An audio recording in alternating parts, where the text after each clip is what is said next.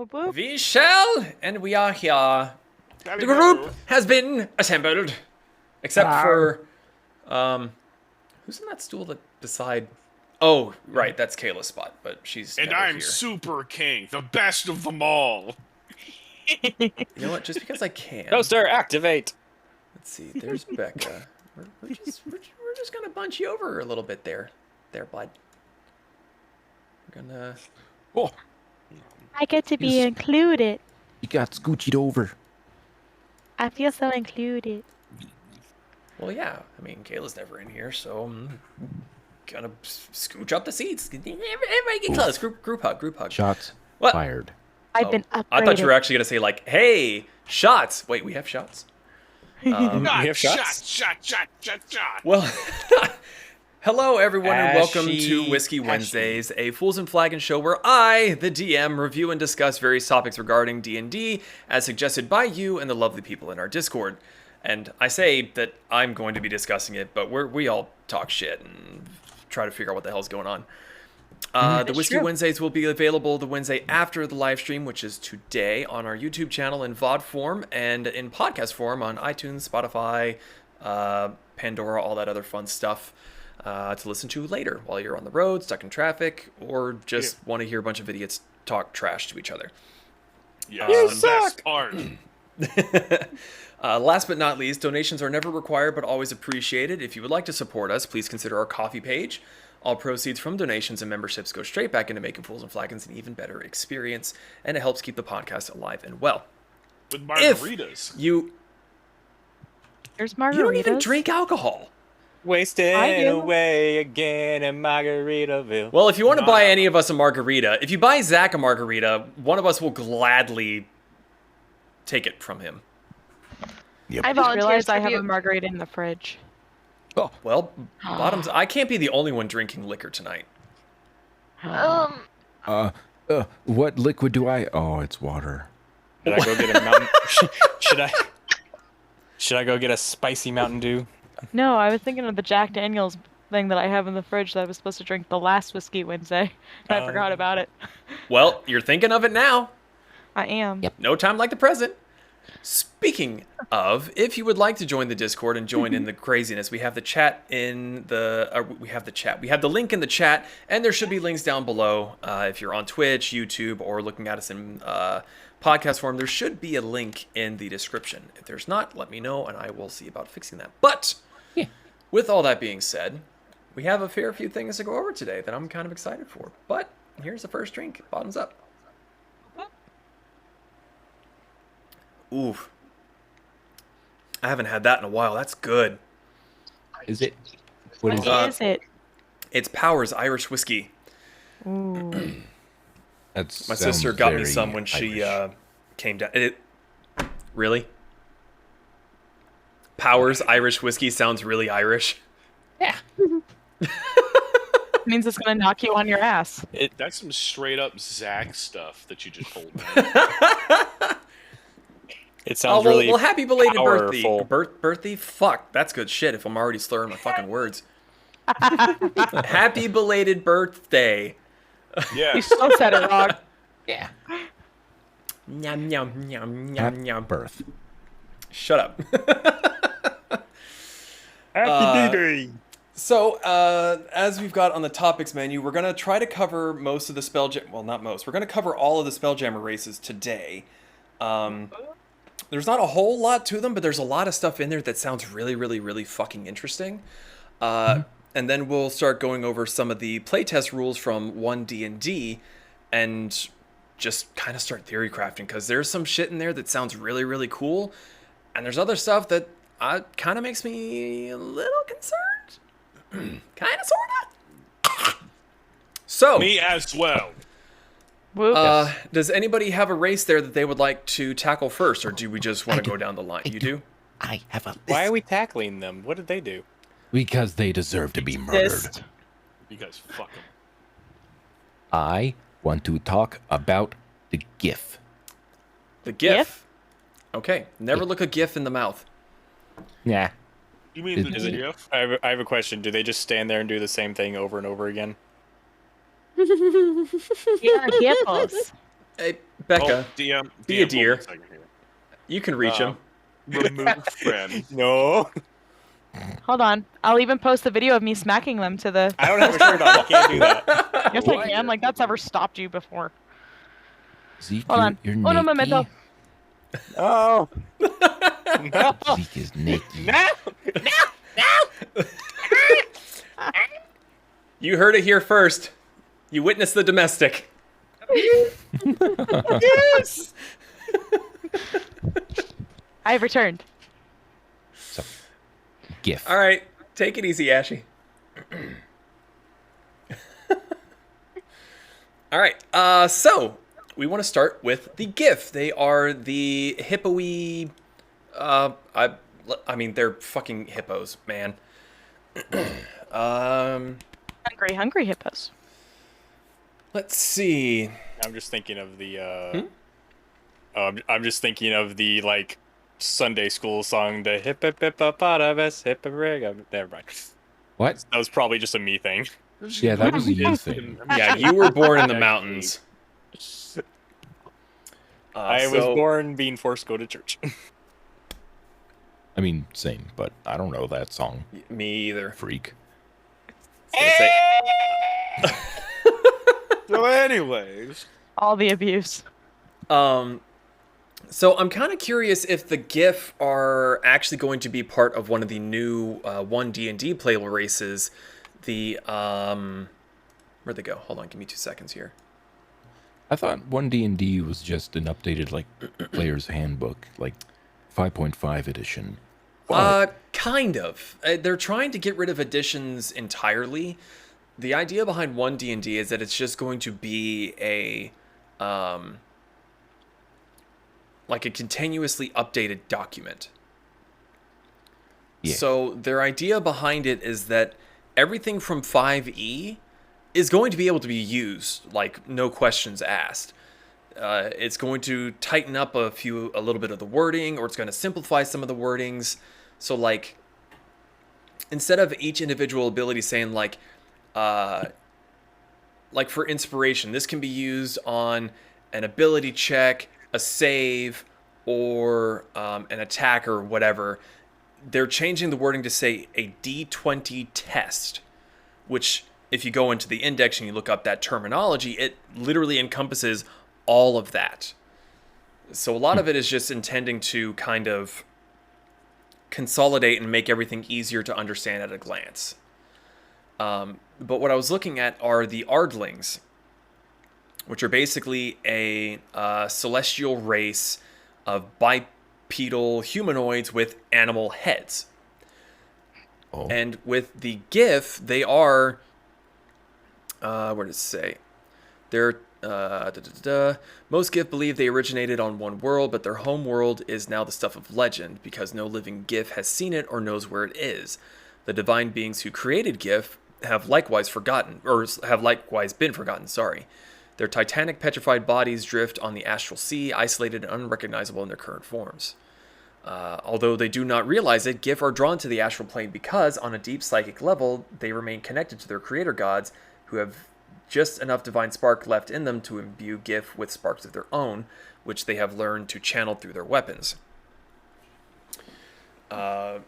So I do believe that the GIF are going to be sort of grandfathered into the Ardling race. Could be. But apart from their lore, which is still pretty dope. Oh, here's a funny bit. GIF are split into 2 camps concerning how their name is pronounced. Half of them say it with a hard G, half with a soft G. That's annoying. It's GIF. No, it's GIF. Disagreements over the correct pronunciation often blossom into hard feelings, loud arguments, and headbutting contests, but they are rarely escalated beyond that. So they literally are making a joke of the GIF versus GIF argument. That's hilarious. GIF.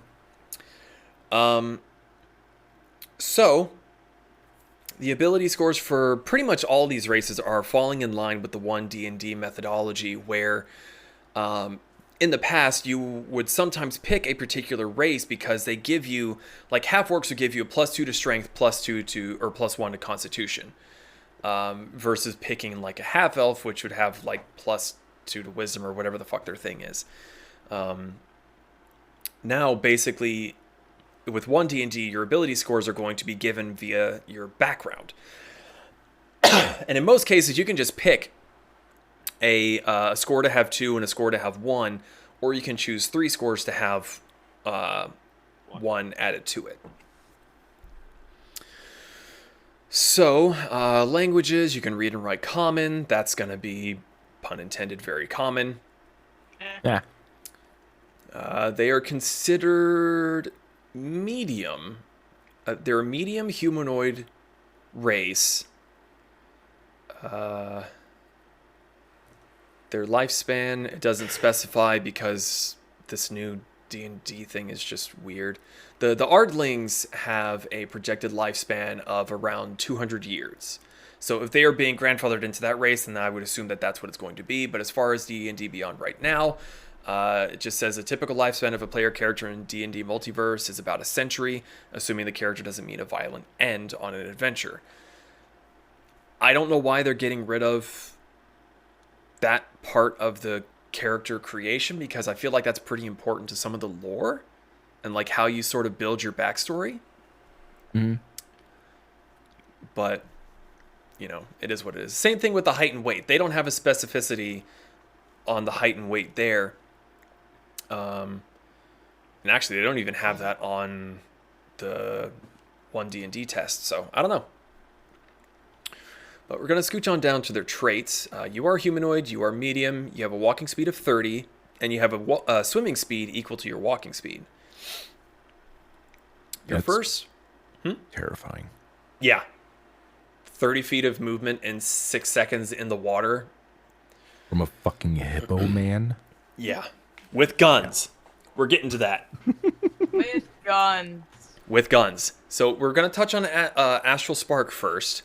Your psychic connection to the astral plane enables you to mystically access a spark of divine power, which you can channel through your weapons. When you hit a target with a simple or martial weapon, you can cause the target to take extra force damage equal to your proficiency bonus. It's not a lot, but in, you know, the early game, an extra 2 or 3 bits of damage for basically every weapon attack you've got it's going to stack up. Firearms mastery. You have a mystical connection to firearms that traces back to the gods of the Gif, who delighted in such weapons. You have proficiency with all firearms, all of them. And you ignore the loading property of any firearm. In addition, attacking at long range with a firearm does not impose disadvantage on your attack roll. So not only can you shoot a motherfucker at max range, when you're out of ammo, you're ready to go. It's just... It's... it's baffling. And last but not least, the Hippo build. You have advantage on strength-based ability checks and strength saving throws. In addition, you count as one size larger when determining your carry capacity and the weight you can push, drag, or lift. Which I believe your carry capacity is like... It's something like 25 times your strength score or something like that, if you're a medium creature. I'll have to look it up again. It's been a minute since I've had to do the math on that. But yeah, so Nim, are you sure you want to keep on with LaBouffe as a Minotaur? Well, I mean, that's why I made Bub. I didn't know about Yeah. Bub. I remember Bub. you asking to get into a content shared campaign, but I didn't actually end up looking at the guy. Bub is pretty much just an artificer, 100%. So Okay. I added on to his magical tinkering with weapons. So he was just like god tier hippo gunman. Fair point. Fair point. Whoop. But no, minotaurs are cooler than hippos. Debatable. So what's next? What do we want to go after? The Plasmoids. They ride hamsters. Oh, goo people. Plasmoids. Okay. Slime girls. They Yeah, they're ride literally... hamsters. Now, it's funny because looking at D&D Beyond's art, you're literally just an amorphous blob that sort of has hands. But if you search Plasmoid in Google, you're gonna get Slime Girl. Save search off. Ask your parents. But, They don't need to know. huh? What? What'd you No, say? They don't need to know. So plasmoids are amorphous beings with no typical shape. In the presence of other folk, they often adopt a similar shape, but there's little chance of mistaking a plasmoid for anything else. They consume food by osmosis, the way an amoeba does, and excrete waste through tiny pores. They breathe by absorbing oxygen through another set of pores, and their limbs are strong and flexible enough to grasp and manipulate weapons and tools. Although most plasmoids are translucent gray, they can alter their color and translucence by absorbing dyes through their pores. They do not have internal organs. They are composed of cells, mitochondria, fibers, plasma-like ooze, and clusters of nerves. I added in the mitochondria, and no one seemed to have caught on to it, so we're just going to scooch on. What did you just say? They can stiffen the outer layers of their bodies to maintain a human-like shape so they can wear clothing and accessories. They speak by forcing air out of tubular cavities that constrict to produce sound. When plasmoids sleep, they lose their rigidity and spread out and are thus sometimes mistaken for a rock or some other feature of the environment. I have to stop you because you slurred just enough for it to sound like they lose their virginity. Is that not what I said? Is that what you're going with? No, they lose their rigidity. You need to enunciate. I know, this whiskey's really strong, okay? It's fucking numbing my tongue. Get off me. I'm done. I really want to Nuntai. make a joke. Nung tongue? Do it. I'm not Really? going to. Nobody made a joke about the hardening their exterior. Really? Like, I'm sitting here like, yeah. I'm trying to behave. I've Why? already acted up today. Like a penis. Why are you trying to behave? Because I've Baby. already set fire to things today. And I'm And? trying to be a good person Nah. and not Well, mention you're someone climbing on Ian when he's drunk. But it's fine. Go on. okay. Keep going with this thought. No, we're gonna move on. Oh, So, here's something that's really, really important. As a creature, you are an ooze, which means hold person will not work on you. I don't even think hold monster would work on you. Does it work on a gelatinous cube? What, hold monster? Yeah. Hold monster should work on anything. But as it's not long as it really. fails. Is it really? If it's an ooze, because there's a couple different types of ooze, would it count as a monster, or is it a different kind of subclass? Hold Depends on what you're going with. 5e. Because look at he's a shit Any something in creature creature. sharing. Okay, so hold monster Again. is choose a creature. So hold monster would work. But is it considered? Is an ooze considered a creature? Yes. Okay. The only thing this doesn't have an effect on is the undead. Correct. Creature is kind of their all-encompassing term for everything, like including constructs and all that. Anything that is able to be moved can be held by hold monster. But I believe hold person requires Humanoid. right. Yep, choose a humanoid that you can see. So that's something really important to keep in mind if you're playing a plasmoid, is there will be things that will not affect you. There might even be some beneficial shit that won't help you. Your size is medium or small. You choose the size when you select the race. Your walking speed is 30. Huh? Which is why you get to ride the hamster. You can squeeze I'm through a obsessed with space. You can squeeze through a space as narrow as 1 inch wide, provided you are wearing and carrying nothing. You have advantage. You had advantage on ability checks you make to initiate or escape a grapple. And I do love having advantage on ability checks. Look, it's gonna be a night. Get used to Listen it. here. And You have can dark ruin everything vision he- up to 60 feet. You can hold your breath for an hour.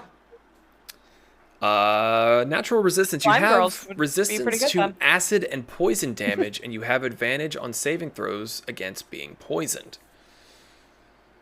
Last but not least, here's where the kinky shit starts. Whoop, whoop. You have shape self. As an action, you can reshape your body to give yourself a head, 1 or 2 arms, 1 or 2 legs, and makeshift hands and feet, or you can revert to a limbless blob. While you have a human-like shape, you can wear clothing and armor made for a humanoid of your size. As a bonus action, you can extrude a pseudopod that is up to 6 inches wide and 10 feet long, or reabsorb it into your body. As part of the same bonus action, you can use this pseudopod to manipulate an object, open or close a door or container, or pick up or set down a tiny object. The pseudopod contains no sensory organs and cannot attack, activate magic items, or lift more than 10 pounds. So, mage hand, but it's attached to your pelvis. Kind of. Can Mage Hand lift? I think Mage Hand can only lift like 5 pounds. I'll have to check on that. Correct. 5 pounds, yes. Yeah, so it's a little bit better. Well, I say it's a little bit better than Mage Hand. It's better than Mage Hand in the act of lifting, but Mage Hand can also go like 30 feet away from you. So here's a question. Mm-hmm. If there's no nerve endings into the thingy, does that mean like you can reach into fire and not realize it? Is I that would more assume so, detrimental yes. than helpful? It has a great potential for roleplay shenanigans, that's for sure. Also, this unnamed blob, does it take the shape of a cube? Snail. That's what I was thinking. So, by the words of Shape Self, as an action, you can reshape your body to give yourself a head, 1 or 2 arms, 1 or 2 legs, and makeshift hands and feet. Or you can revert to a limbless blob. So, no. Oh, Okay. that's disappointing. Okay. So, this isn't being facetious, but this is metagaming. What? Technically, you can. Because it says you can form yourself a head. It does not say the proportions of any of these. So if you want to make yourself 99.9% head in the shape of a square, it literally doesn't say you can't. It's also up to the DM. I was just trying to figure out Assuming the heads if- assume the properties of and their normal heads. Yeah, but Kenny? some normal heads for some people could be squares. I was You're just an wondering if Thank you, Mel. Pez's baby was gonna turn into like a little person or not. Snail. But Ian bored at that. Snail, a snail. And I mean, man. even going off of the like racial description, they can stiffen the outer layers of their bodies to maintain a human-like shape. So, again, I would say no, that they can't just assume any geometrical shape. You're either a amorphous blob or you are humanoid to some extent. I understand that, Yeah. but you would be the DM who would do rule of cool just to fuck with Nim. Yeah. Listen, And- all you gotta do is make armor in the shape of a square. There you And go. inhabit the armor in the shape of the square. Bam! Metagaming. It's like a hamster ball, except a square. Unfortunately, I'm going to rule that you all are grasping at straws. And I understand what you want to do, but I don't think that I would allow it. You would have to come up with a very convincing case. Having Nim screaming. Yeah. You don't want to hear me scream. Graham. Yeah, because it could be a slug either. So at the moment, I think I would have to say no. What's I want You are going to Brazil! Oh no. Alright, next. Just you to bug people. The Thrycreen. Alrighty. The Thrycreen. The Thrycreen have insectile features and 2 pairs of arms. Their bodies are encased in protective chitin. They can alter the coloration of this carapace to blend in with their natural surroundings. Although the Thrycreen don't sleep, they do require periods of inactivity to revitalize themselves. During these periods, they are fully aware of what's happening around them, so it's brick but a bug. Bug. Yes.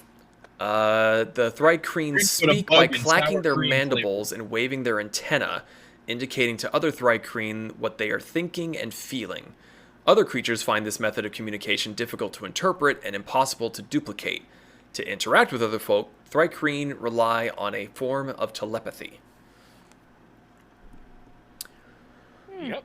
So, Imagine the cockroach living under your fridge just talking to you like, hey, You hey. should drop another. Could say, drop that crumb." chip. Drop that chip, or so help me And the God, I will Thrycreens- scurry over your foot. See, I wouldn't feel as bad killing it then.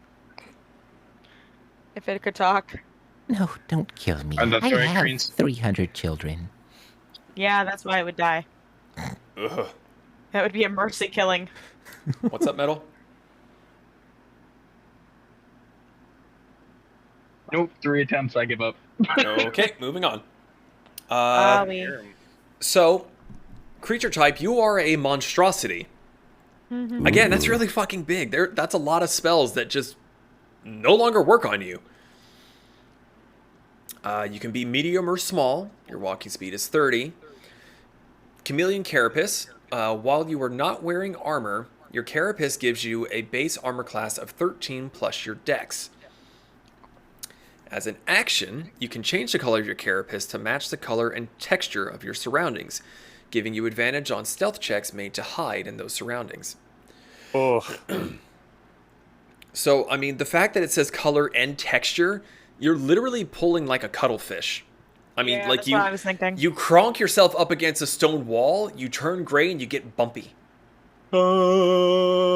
Yeah, that's fucking terrifying. Now, with that being amazing. said, on the topic of rule of cool, if you were still wearing your armor and your weapons, like that may, let's say that the DC to get past this guard is like a 15. Let's say that his passive perception is a 15. If you have all your armor and shit on, then, you know, there's still bits that aren't, you know, part of the wall. So there's a little bit of a tell. But maybe he's dumb and he's not focusing and he just wanders past you. But if you're like, okay, I'm going to go sneak into this place. I'm going to have like a knife held behind my back and I'm just naked. It's like, okay, I'm going to say that the DC just got lower because now you are like, you have committed. So speaking of their arms, I mean, okay, dark vision at 60 feet, blah, blah, blah. Everybody fucking has dark vision now. Secondary arms. You have 2 slightly smaller secondary arms below your primary pair of arms. The secondary arms can manipulate an object, open or close a door or container, pick up or set down a tiny object, or wield a weapon that has the light property. That's big. so So you basically could have 4 weapons. technically, The secondary arms can manipulate an object, open and close a container or door, pick up a tiny object, or wield a weapon that has the light property. Yeah. So You a have 2 dagger. arms. So you can have 2 What- tiny daggers.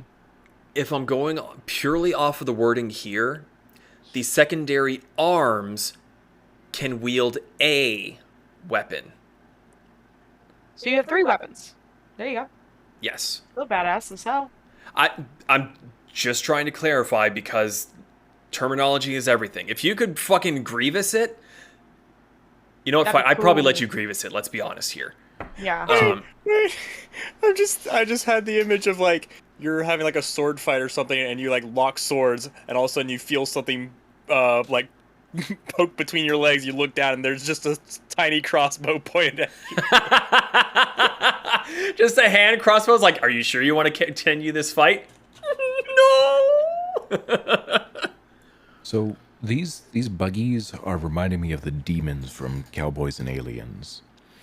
I was actually thinking closer to John Carter. Or I was that. thinking Ender's Game. Or that too. I mean, if I'm looking at their art, apart from their head, they look almost exactly like the dudes from John Carter. Yeah. Mm-hmm. The art is also very reminiscent of a lot of descriptions and book art I've seen for Ender's Game as well. Mm-hmm. Just the way they're described. That's a great movie. Great book. Mhm. Really Amazing fucked book. up, though. Yeah. Oh yeah. Oh yeah. So I have two major questions. Mm-hmm. One, what is the male to female ratio of these guys?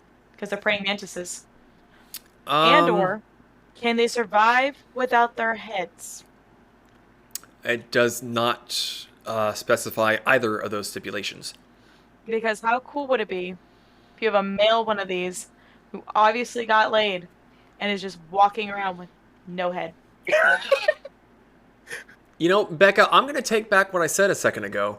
Because looking at the art, it is holding a two-handed weapon, a short sword, and a hand crossbow. Fuck it. So... I wasn't gonna say it, but I mean, Well, no, please call me out. Like, again, I'm looking at the rules as they are worded because, you know, that is the basis of what these things are. But then you look at the official artwork and motherfuckers got all four arms occupied. Like, He's in a Mexican standoff. He's just holding 4 light crossbows, like reach for the sky. Well, see, it's funny you say a Mexican standoff because it's still just the two of them. There's just 8 guns now. when we really think about it, it's fucking Men in Black, where they pull the pistols on and the guy just like, Oh yeah, the bowling alley. Yeah. The way I'm so- hearing this just makes me. The way I'm hearing this just makes me think of that grasshopper from Bug's Life, and he was just strapped and had a sombrero. That's right. Yo, Hopper is kind of hot.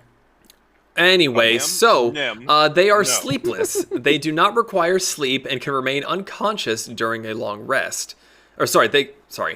They do not require sleep and can remain conscious during a long rest. Apologies. Though they must still refrain from strenuous activity to gain the benefit of the rest. So long as they're doing nothing more than like keeping watch or like reading or something, they're pretty much exactly like Brick. Yep. Again, no one has said if he can survive without his head. Can you survive without your head? Is Mantises she a can 4-armed survive. mantis bug thing?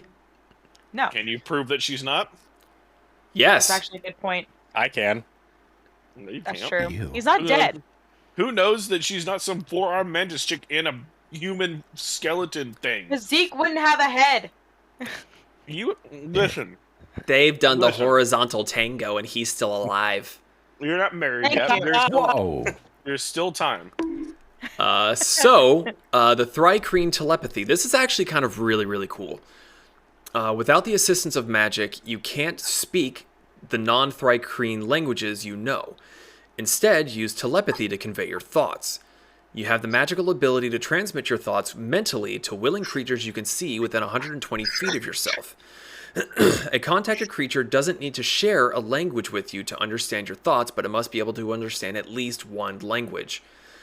Your telepathic link to a creature is broken if you and the creature move more than 120 feet apart, if either of you is incapacitated, or if either of you mentally breaks the contact. No action required. So, if you have a Thrycreen in your party and they're being a douche nozzle, you can literally just go, nah, I don't want to listen to you anymore. You can hang up on him. Fuck yeah. Yeah, you can hang up on him. Also, that's- Sorry. it says they don't need to share a language, so there's never a language barrier as long as they're like, yeah, I'm willing to talk to you. But the the creature needs to understand at least one language. So you wouldn't be able to just like talk to a wolf. Oh yeah, but no, Yeah. I'm just saying like there wouldn't be a like, oh fuck, I don't speak this guy's language. How are we supposed to communicate? It's like I can do this. Well, that Right. actually brings up a point of maybe not a wolf, but like, what about a well-trained war dog? They have to understand basic commands, But so they would have that's a not basic understanding of the language. Yeah, that's That's not not the language. same. That's word association. Yeah. I mean, if you think about it, what always kind of fucks with my brain is that names are literally just sounds that we make that gets our attention. Yeah. So, I mean, you say like, because technically with a dog, you could literally just say like, blinger, and they'll go fetch the ball. Like, it's not a word. It's a sound that they associate with that particular action. Yeah, but I agree that they have to understand a single language. But by the way, like even word association to a degree is still because No. like monkeys. It would be like talking to a toddler. They don't It's- always understand what it is, but they know what McDonald's is because that's the place they get chicken nuggies. Yeah. And then you have animals like monkeys and apes that actually do understand language. Or ravens. So, the definition of a language: the principal method of human communication consisting of words used in a structured and conventional way and conveyed by speech, writing, or gesture. Knowing Okay. a few words and associating those with particular actions does not constitute knowing a language. Well, then what about Coco? It makes a delicious chocolate. No, Coco the gorilla. That's different. We were just saying that she's talking about like dogs. But like Like, there Coco are- the gorilla knows like 1,000 words in sign language and can communicate with people through sign language. Yeah. Or ravens can mimic human speech. Why would that not work? The gorilla thing, yes, because it's proven that, like Coco, for example, can actually understand English to Yep. a degree, like a toddler. But again, I think he's talking about in the specific situation of, like, for example, a dog. That's rude. That's discriminatory about dogs. Well, it's a good thing I don't give a fuck. So, Fuck you. here's another way to look at it. If a creature you choose has an intelligence of 3 or lower or doesn't speak any language, the creature is unaffected. That's for specific spells like Detect Thoughts or what have you.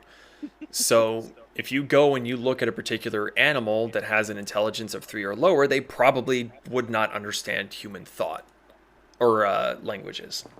Again, word association is not understanding a language. That makes me sad. I just looked it up. A wolf has an intelligence of 3. No sprechen. What about kobolds? No Spreckens. Ow! Does anybody want to break it to him that he's been having a fever dream for 40 episodes? Nim, we've been treating you as a kobold, but actually you're a space hippo.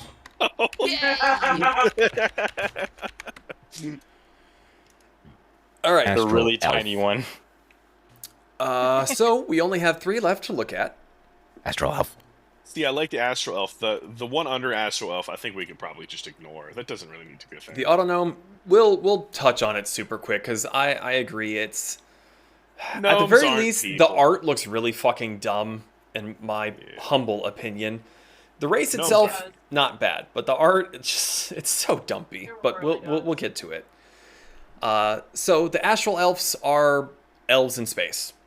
Vulcans. I mean, you know, they can live 750 years old. They're literally just space elves. Their traits You're are not pretty sure. dope though. Oh shit, sorry. Boop. So there's your Astral Elf right there. Still not sharing. There's Oh, a there you delay, dude. Fucking relax. Listen, I'm trying to be helpful. So you are a humanoid. You are also considered an elf for any prerequisite or effect that requires you to be an elf. You're medium size, 30 feet of walking speed. You have astral fire. You know one of the following cantrips of your choice: Dancing Lights, Light, or Sacred Flame. Intelligence, Wisdom, or Charisma is your spellcasting ability. You choose it when you pick the race. Dark Vision, Fey Go lie Ancestry. down. No. You have advantage on saving throws you make to avoid or end the charmed condition on yourself, which is a slight deviation from what the current 1D&D elves are going to be, which is... Oh, no, sorry, that's actually you cannot be put to sleep, so never mind. Different thing together. Stupid. Keen Senses, you have proficiency in the perception skill. Very, very good. Whoop, whoop. Starlight Step. As a bonus action, you can magically teleport up to 30 feet to an unoccupied space you can see. You can use this trait a number of times equal to your proficiency bonus, and you regain all expended usage when you finish a long rest. So it's basically a slightly worse version of Misty Step. Astral Trance, you do not need to sleep, and magic cannot put you to sleep. You can finish a long rest in 4 hours if you spend those hours in a trance-like meditation, during which you remain conscious. Whenever you finish this trance, your proficiency in one skill of your choice, and with one weapon or tool of your choice, selected from the player's handbook, you gain proficiency in. That's fucking massive. I'm not gonna lie, my brain was like, that means they're technically immortal because they never have to take the forever sleep. And I'm like, yeah, that's not how that works. That's not how that works. Yeah, exactly. You mystically acquire these proficiencies by drawing them from shared elven memory and the experiences of entities on the astral plane, and you retain them until you finish your next long rest. Yeah, they may not be able to be put magically to sleep, but they can put physically to sleep with a sledgehammer. Sorry, So actually, I need that cut out. does bring. So okay, so that is actually something that I'm curious about. So technically, so I'm actually being serious in this. So you can't be put to sleep, but can you be knocked out? Which is Being knocked unconscious is different from being put into the sleep condition. Yeah, I was also, like you said, talking about the forever sleep. oh yeah. Dying. Yeah. He did, Jim. But I mean that is an awesome trait, because you could literally have proficiency with a fucking long sword, and then have like acrobatics that you're proficient in. But then the next day you know that you're gonna have to go on a stealth mission and be quiet and do shit from range. So you go, all right, I'm gonna go take a 4-hour power nap. Be right back. You come back, you're like, okay, I'm really good at sneaking around, and I can use this crossbow now. They're just like, what? Like, yeah, I'll see you guys in a minute. A smoke bomb! And then you just fucking vanish, and then everyone's just catching bolts to the forehead. It's wild. Yeah. I mean, it's definitely on the level of usefulness. It's definitely up there. Mm-hmm. I wouldn't say that it's like game breaking or like you have to play this because of this, but like if you definitely want something that makes your character unique, and especially like gameplay wise as well as like story wise, it could be very interesting. It's very versatile. It's surprisingly versatile. And I mean, just think about if you were in a group entirely of elves. Like, you could literally...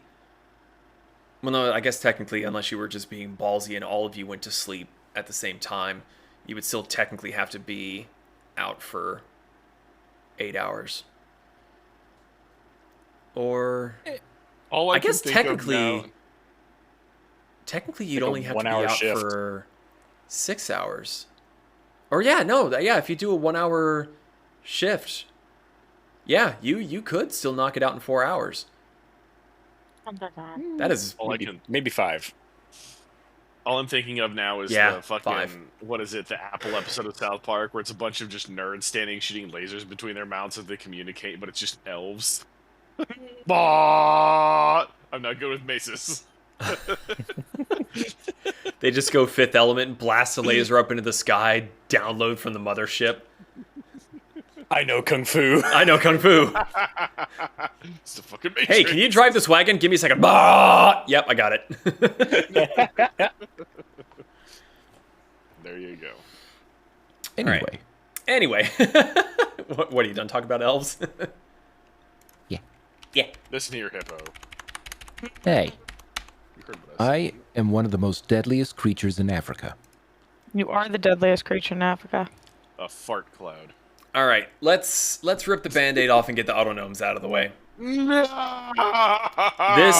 This is a boiler with legs. Okay, first off, gnomes aren't people. They're gnomes. Oh, jeez. So, for the record, Zach has a predisposition against gnomes, And What are you, a rogues. kobold? and especially gnomish rogues. If there's a gnomish rogue, you better be ready for me to break the fourth wall as I fucking summon a nuclear bomb to wipe you off the face of the earth. Oh. I'd like to announce that I'm exclusively playing Gnome Rogue from now on.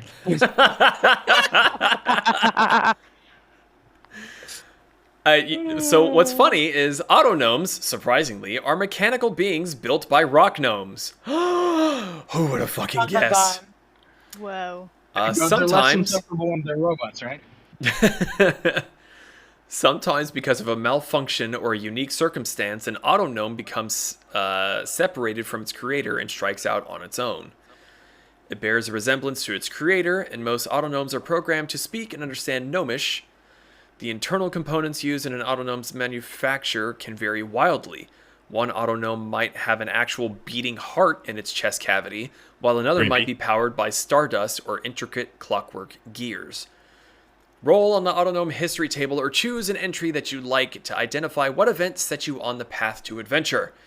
If nothing on the table appeals to you, work with your DM to create an origin story for your character. Like gnomes, autognomes can live for centuries, typically up to 500 years, before you rust and crumble. Until your magic space dust that powers your existence disappears. The bitches. Basically. Or Zach you. punches your heart out. So the Sorry. the 6 options that they supply to you is your creator gave you autonomy and urged you to follow your dreams. So fucking Lame. Geppetto. Your creator died, leaving you to fend for yourself. Also fucking Geppetto. Rip. A glitch caused you to forget your original programming. You don't remember who made you or where you came from. That's kind of like Trigun, weirdly too. Brick. Well, no, you still remember your original programming to That's an fair. extent. We'll say it's quasi brick. Okay. You didn't like how you were being treated by your creator, so you ran away from home, Frankenstein. Killed him. You were built to complete a special mission. Go there. Or Plunge the toilet. yeah. Brick question mark? What is my purpose? Your purpose is to pass the butter. Oh God. The last one, you feel trapped in the role for which you were built and abandoned your creator, determined to find a greater purpose. Brick. Brick. Oh, interesting. So you're a construct. That's very important because a lot of healing spells will not work on you as a construct. You're also small. Your walking speed is 30. You have small. No. You have armored casing. You are encased in a thin metal, you are encased in thin spoons or some other durable material. While you are not wearing Thank you. armor, your base armor class is 13 plus your dex. So very Possible 18. kind of almost barbarian-ish. Just you don't get to add your constitution, but having an AC of 13 to start out with is pretty good. I think that's the same as a Dragonborn with their Yes. natural armor. Yeah, sounds right. As a side note, Zach, I regret nothing. What have you done? She's Aw, like, "You're a bunch of Issa, that's so fucking cute. I would absolutely allow you to be a plasmoid that looked like that. Isn't it I adorable? demand to see. It's in It's in creature creature shares. In our shares. Brick, I hate it. Give me your bones. Wait, character sharing. I put it in character sharing. Hold on, I can actually pull these up on the Aw, it's so cute. stream. So there's the give me your bones. Jelly. Bellamy. and there's Issa's submission. That's That's fucking cute. I love the umbrella shielding the kobold. I like thinking that just like the face is just like a piece of paper with eyes that they just kind of snapped onto what would be their face. How fucking funny would it be? You're in the middle of an audience with a king and they piss you off and you hold your finger up, take your face off, turn it around, scribble on it, put it back, you have angry eyebrows. Exactly. Horrible. So I do want to point this out. So this image is super wholesome on the front end of this, but I want you to look at the sequence of these images. It goes bottom left to top right. The bottom left, it's a kobold underneath that thing. The top, it's fat, and on the right-hand side, now it has a fucking red hue on it. Fucking ate the kobold!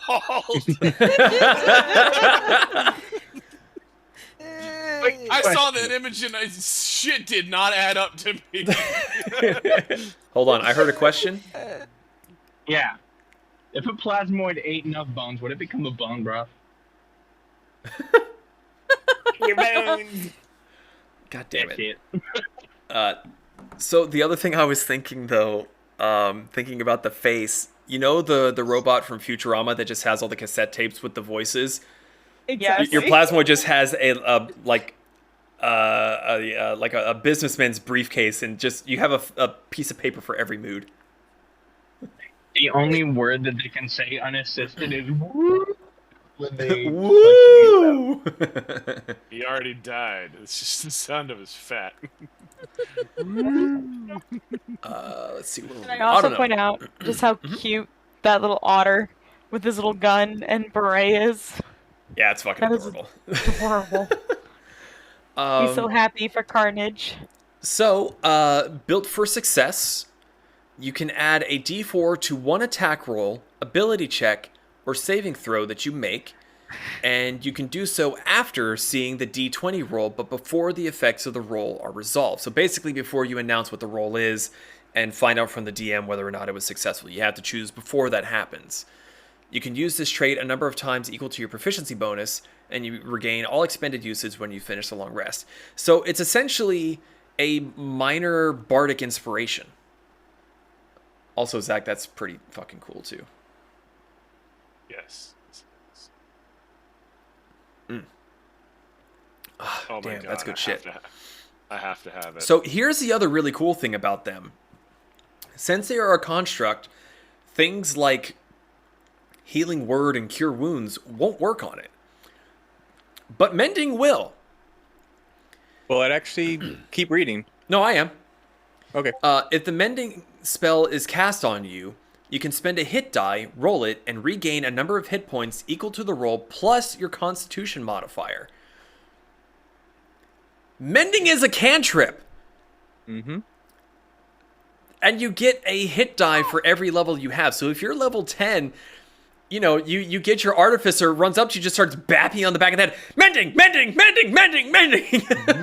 It's literally percussive maintenance. I love it. Also, the kind of flavor text for an Artificer, like when you cast a spell, it doesn't look like you're casting a spell. It looks like you're just using your tools to make something real quick. So it's just hitting him with a hammer. Just Yeah. Or, I mean, like, let's say that you got hit on the back really hard by something because they were flanking you. The Artificer runs up and just for flavor goes, hold on, buddy. You open his chest cavity, reach inside, go, whang! Knock the dent back out, slam it shut. You're good, bud! Runs away. That's what Paz is gonna do. It's a brick. Spoiled it. Oh, I'm sorry. It's okay. Everyone forget what I just said. Mechanical nature. You have... Here's the thing that kind of bothers me. Did I? yeah. I'm sorry. read the last In healing addition, machine. your creator designed you to benefit from several spells that preserve life, but don't... Oh, so you can benefit from Cure Wounds, Healing Word. I swear that didn't used to be there when I first read this. I may have just looked over it.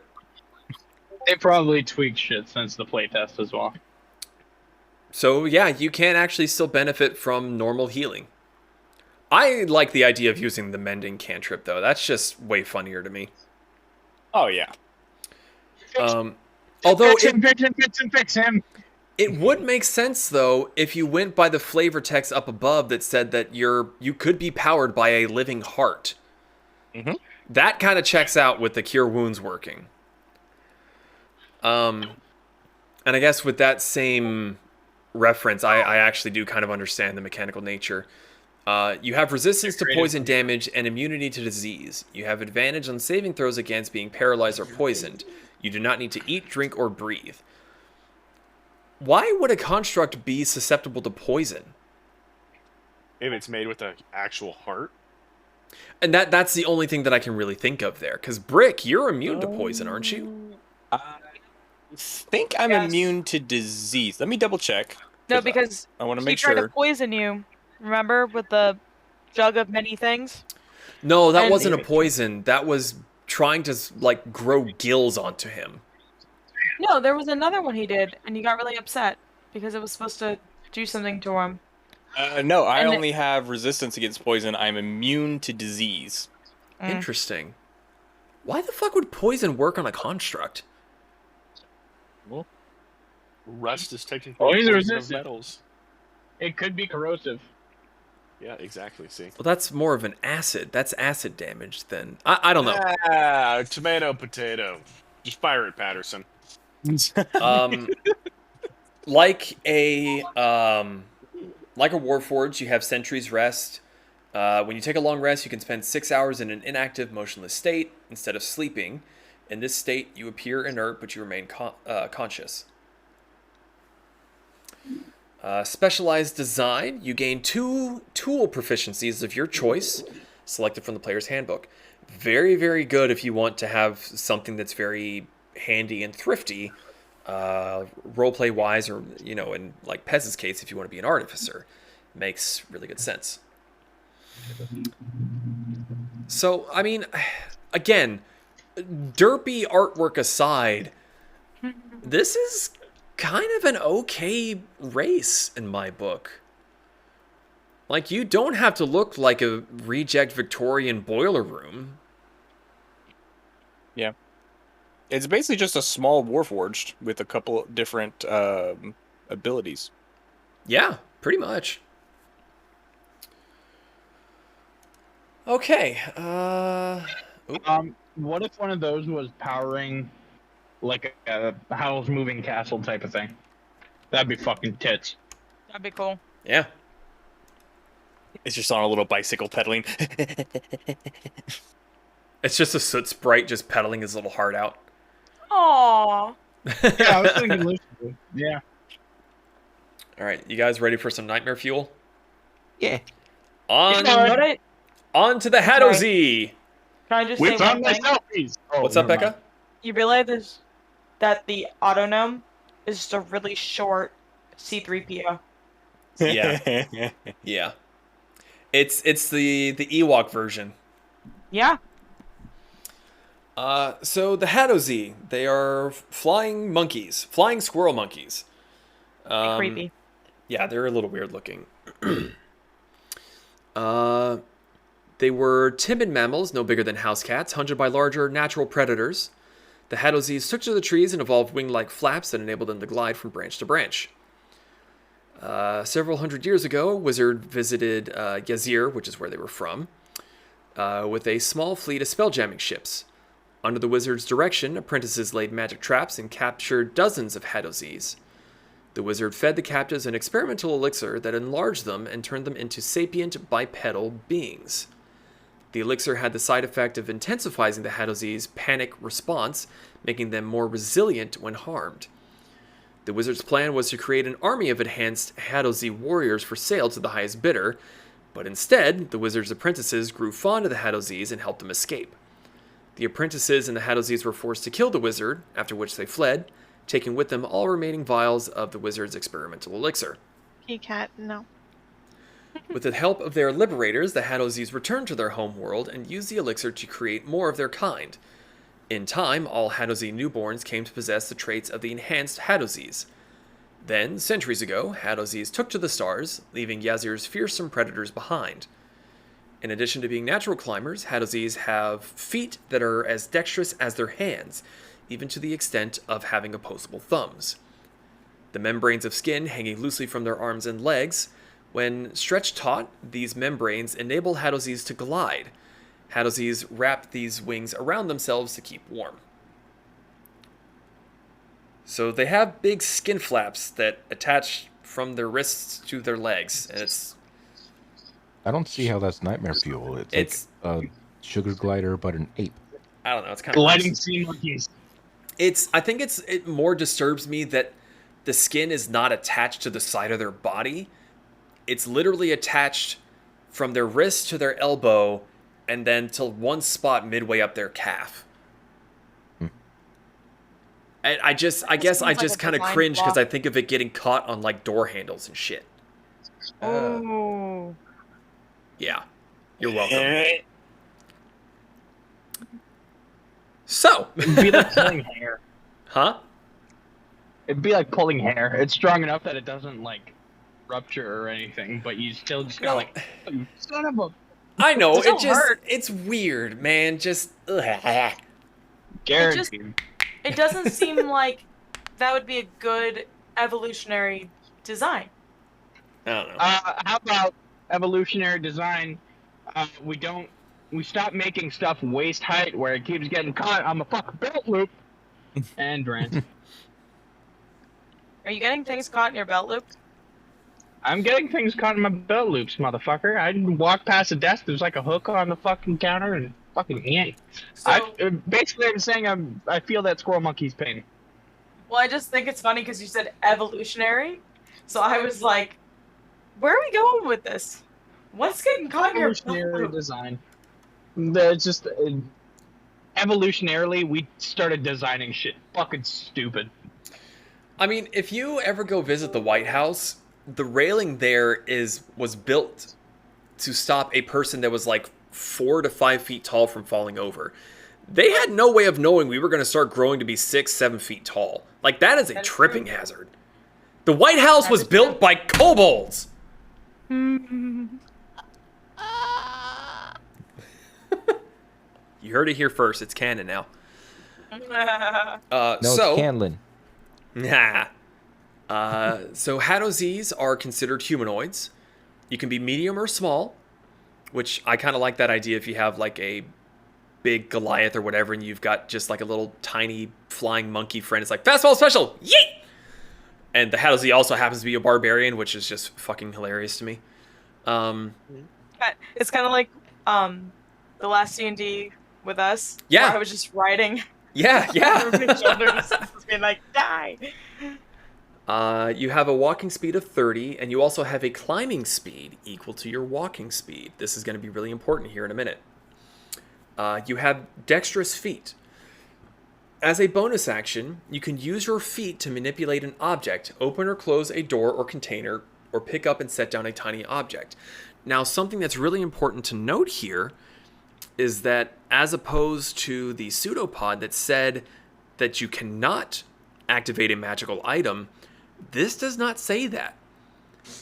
So as a bonus action, you could activate a magical object with your feet and have your hands free to shoot a bow, wield a sword, grapple, Hold hands.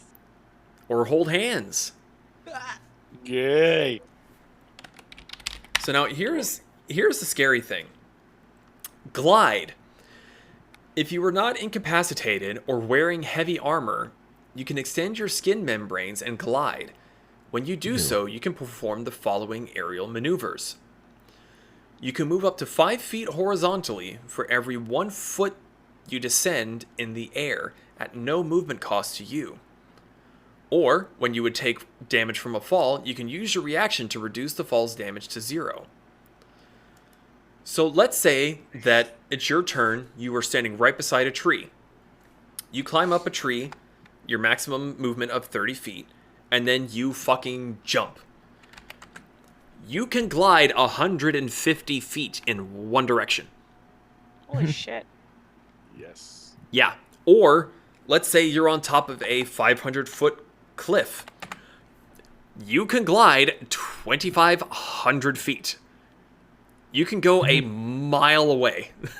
Just That being said, Yeet. I did think something funny about this is if you misjudge the distance you need to go in some situations, you're kind of fucked. Not really. So let's take the cliff example here. You're 500 feet up, you jump. As soon as you get over where you want to be, you just close your flaps. Because it's at no movement cost to you, so you close your flaps and you fall, and then you use your reaction. The fall's reduced to 0. Surprise, motherfucker, I'm Batman. No, you need to contact tower and then do a holding pattern until you just start doing circles. I'm sorry. I just think these flaps. Do you remember the South Park episode where Randy has the giant balls? Yeah. And he turned it into a coat? Yeah. That's what I'm thinking. It's nasty. Just scrotum coat. Scrotum coat. So the last thing about them is they have Hadozi Resilience. The magic that runs through your veins heightens your natural defenses. When you take damage, you can use your reaction to roll a d6. Add your proficiency bonus to the number rolled, and you reduce the damage you take by an amount equal to that total.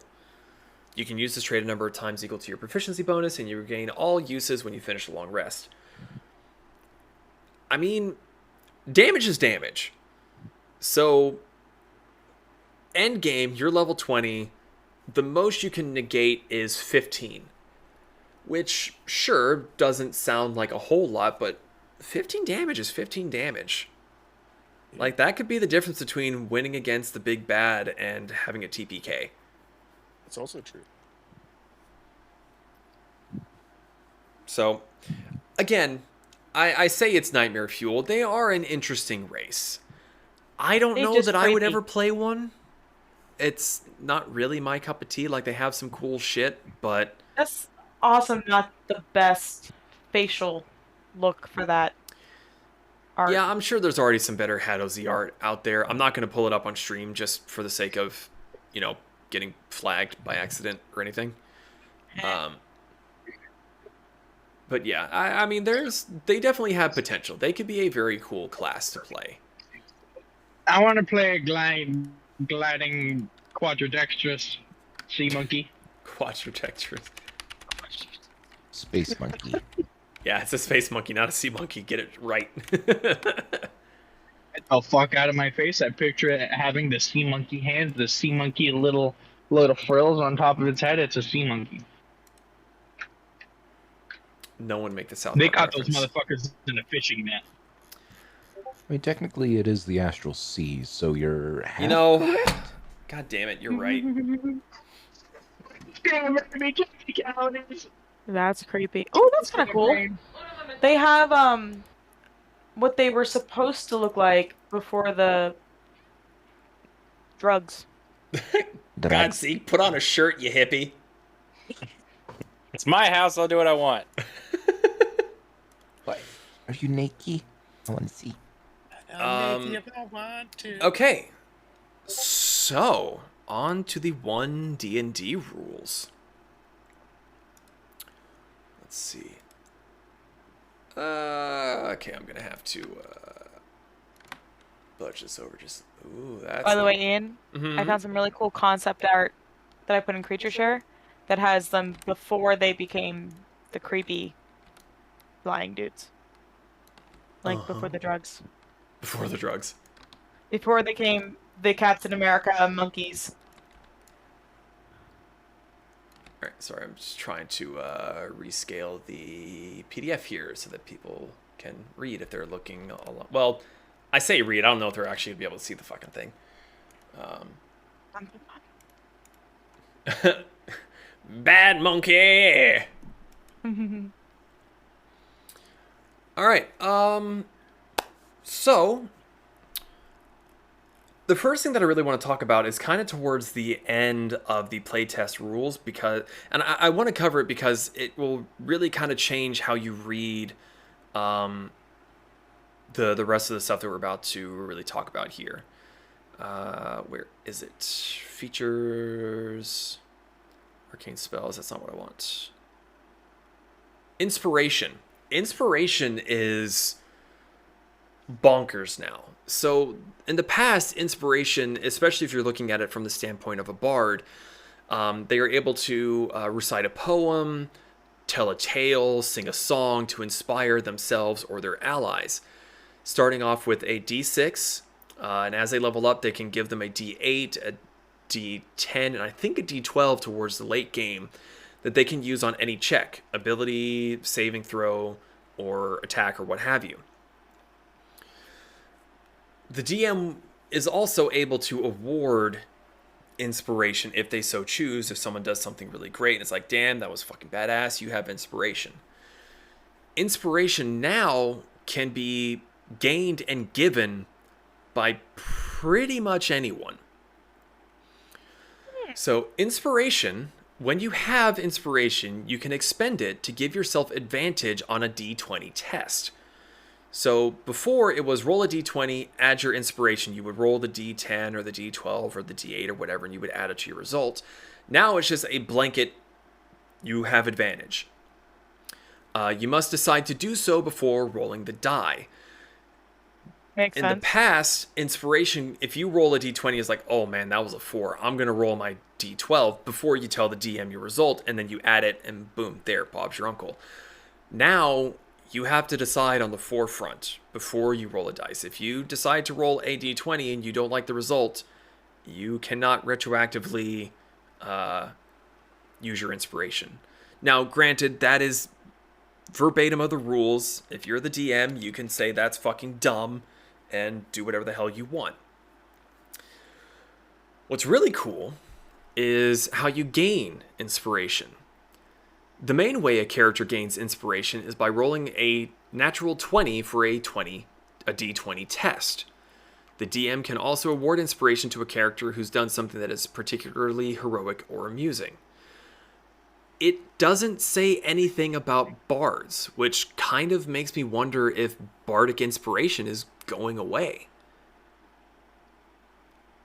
Or being changed. Or being changed. It could be something, it could still be a D8, D6, D10 sort of thing. We don't know yet. Now, the cool thing here is the only one at a time. You can never have more than one instance of inspiration. If something gives you inspiration and you already have it, you can give inspiration to a player character in your group who lacks it. That is fucking huge. Because if Zon does Zon things, and he attacks twice, and he lands 2 natural 20s, he can give himself inspiration, he can give someone else inspiration. Like, just in the middle of the fight, there's like, damn, that was fucking awesome. I could do that too. And now you've got inspiration, because he decided to give Pez the inspiration dice. It's just baffling. You lose inspiration whenever you start a long rest. Not complete a long rest, start it.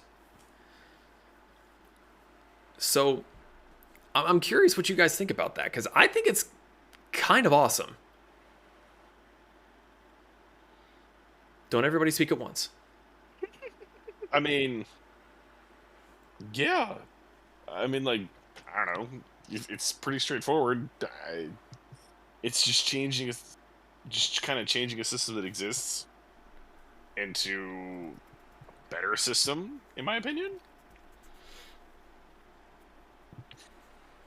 Okay. Me like roll higher.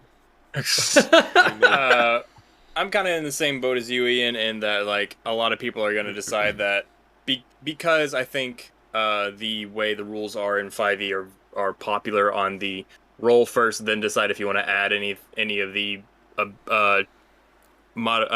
extra dice that your other party members might have given you. I think a lot of people are going to stick with that from 5e because I think a lot of people are going to be like, well, fuck, I just rolled a 19. Didn't really need to use my inspiration on this, but I said I would. Yeah. I think, me personally, I would go that route and changing the wording to say, before the test is resolved. So you roll a d20 and you go, ooh, that sucks. I'm going to use my inspiration. Boop. That just makes more sense to me. It's more fun. I guess. It also kind of just depends. Yeah. Like, I do personally think that this system, I don't know. I do think the way that they're doing this is, I think it's fine. It's absolutely fine the way it is. I'm just saying that a home table rules, I think I would go with what Zeke is saying, and that you can choose to roll your inspiration d20 after seeing what you rolled, not after the result of the roll is determined. Yeah, that does make sense. Yeah, I guess I can agree with that. But then again, it's also different in the way that instead of it being like an extra D8 or D10 or anything like Bardic Inspiration normally is, it's literally just advantage on a roll.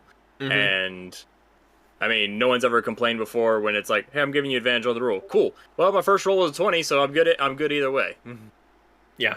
It's just that's the way it is. It's a dice game. It is. Yeah. So It's all chance. Unless you're Zach, in which case it's very high chance that you're going to succeed. Woo! Ones are not a thing in my universe. I'm repainting your dice to all ones except the 20, which is going to be 10. Yeah, well, see, the problem with that logic is I'll just always roll 20s then. No, Don't- I'm having your Metal, 20 to a please. 10. Don't give him that power. 19 ones and 120. Well, looks like I can only roll 20s now. No, 19 ones and 110. God damn you, dense motherfucker. And 110. He's still going to somehow manage to roll a Oh 20. my god. Alright, I give up with this motherfucker. I can barely. I'm sorry, dude. I can't hear you very well. Crank me up, damn it! I mean, you're at 92 for me for some strange reason. It goes to 200. Yeah, not. Fucking. Anyway,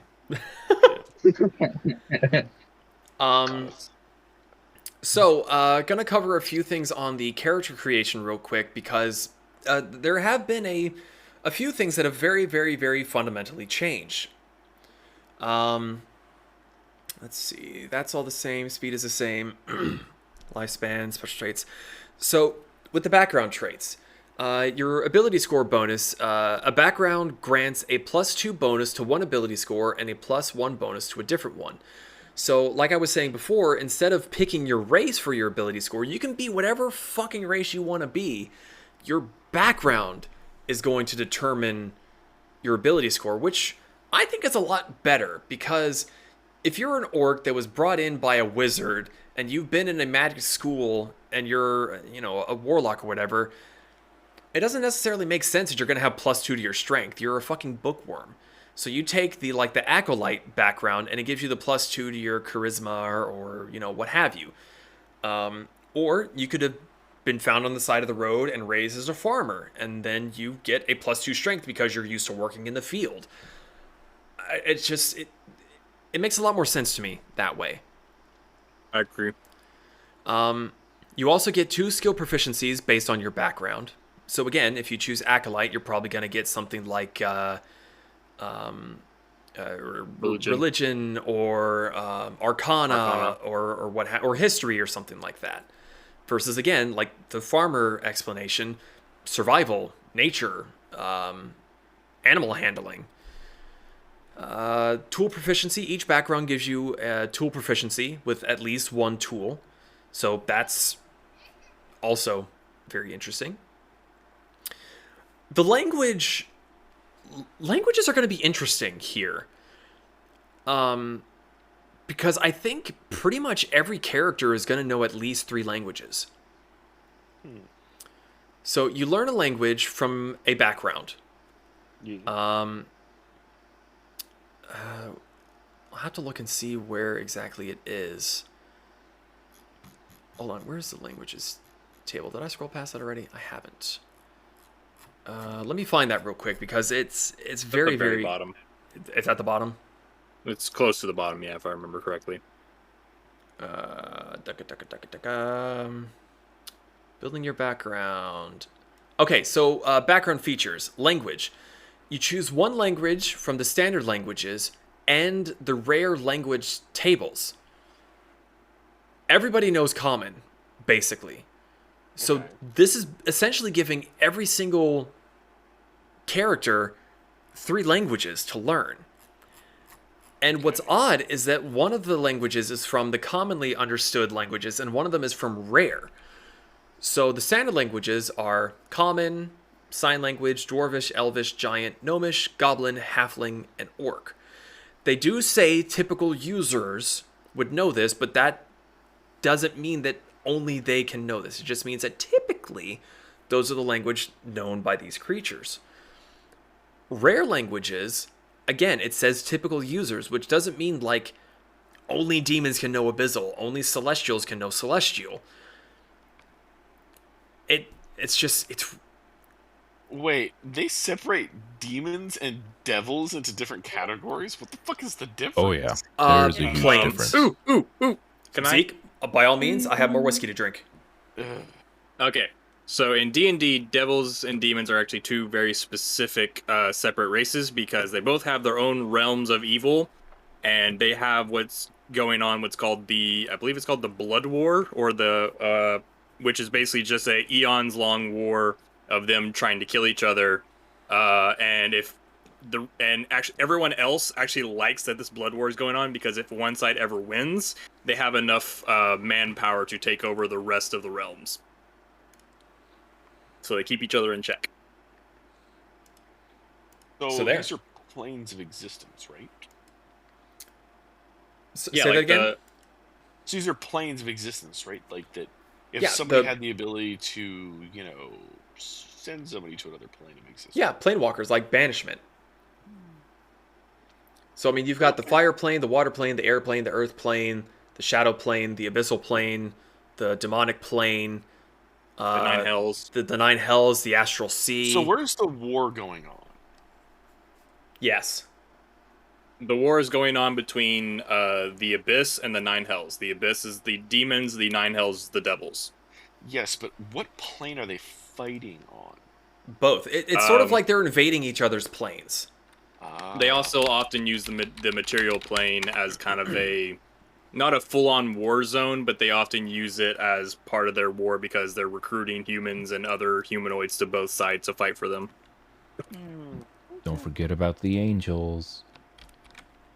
Zach, checking meme shares, and good luck understanding all that. That is a rough map of the planes. Let's see here. Put it So on the screen where it's pretty. gonna be bigger. So, so are the good, chaotic, evil, lawful? Those are all realms as well, or It's more. That's the alignment of the realms. Yeah, Oh, okay. So bad guys versus good guys kind of thing, And then the Outlands. and then the Right there. Outlands. The little So black dot. It's like Universal. And all the space in between is the Astral Sea. and hear it's me. very poorly drawn. well, then just look up. No, I'm being a dick. No, I mean it's the first one that I found. It's not the best one I've ever seen. If you're very interested, just Google D&D planar map, and fucking Godspeed, you funky little dude. And remember, It we can literally. only explain it to you. We can't understand it for you. Yeah, exactly. I guarantee you, World of Warcraft is worse. I disagree, but we're not here to talk about World of Warcraft. for you, and I promise. We are not here to talk about World of Warcraft, you fucking nerd. We're talking about You D&D, bitch. goddammit. There it is. This Fucking clusterfuck of. classism here. So, yes, there is classism here. The other cool thing about backgrounds, though, is that every single background provides a first level feat. Feats generally were only able to be gotten by sacrificing an ability score upgrade as you level up. So, Oh, I was born with 2 feet. Am I overpowered? yes, very much so. Wait, You what? own a fucking microcosm of a void. I don't think that word means what I think it means, but we're going to go with it because whiskey brain. Whoop. But no, it's the fact that every single background provides a first level feat. So starting from the beginning, and we will go over before we end tonight some of the first level feats that they currently have available for playtesting. There's a lot there that are really fucking cool. I do have one problem with this system. What, with the feats? Yes. Go for it. they have made it level locked. I do not appreciate. Because that means you free. Do what? You get them for free. No. The all features are level locked. Yeah. So you get a few of them. You get your first ones at your first level. Now, unless this is one of those things where they've changed it from being ability score improvement or feat to ability score improvement and feat.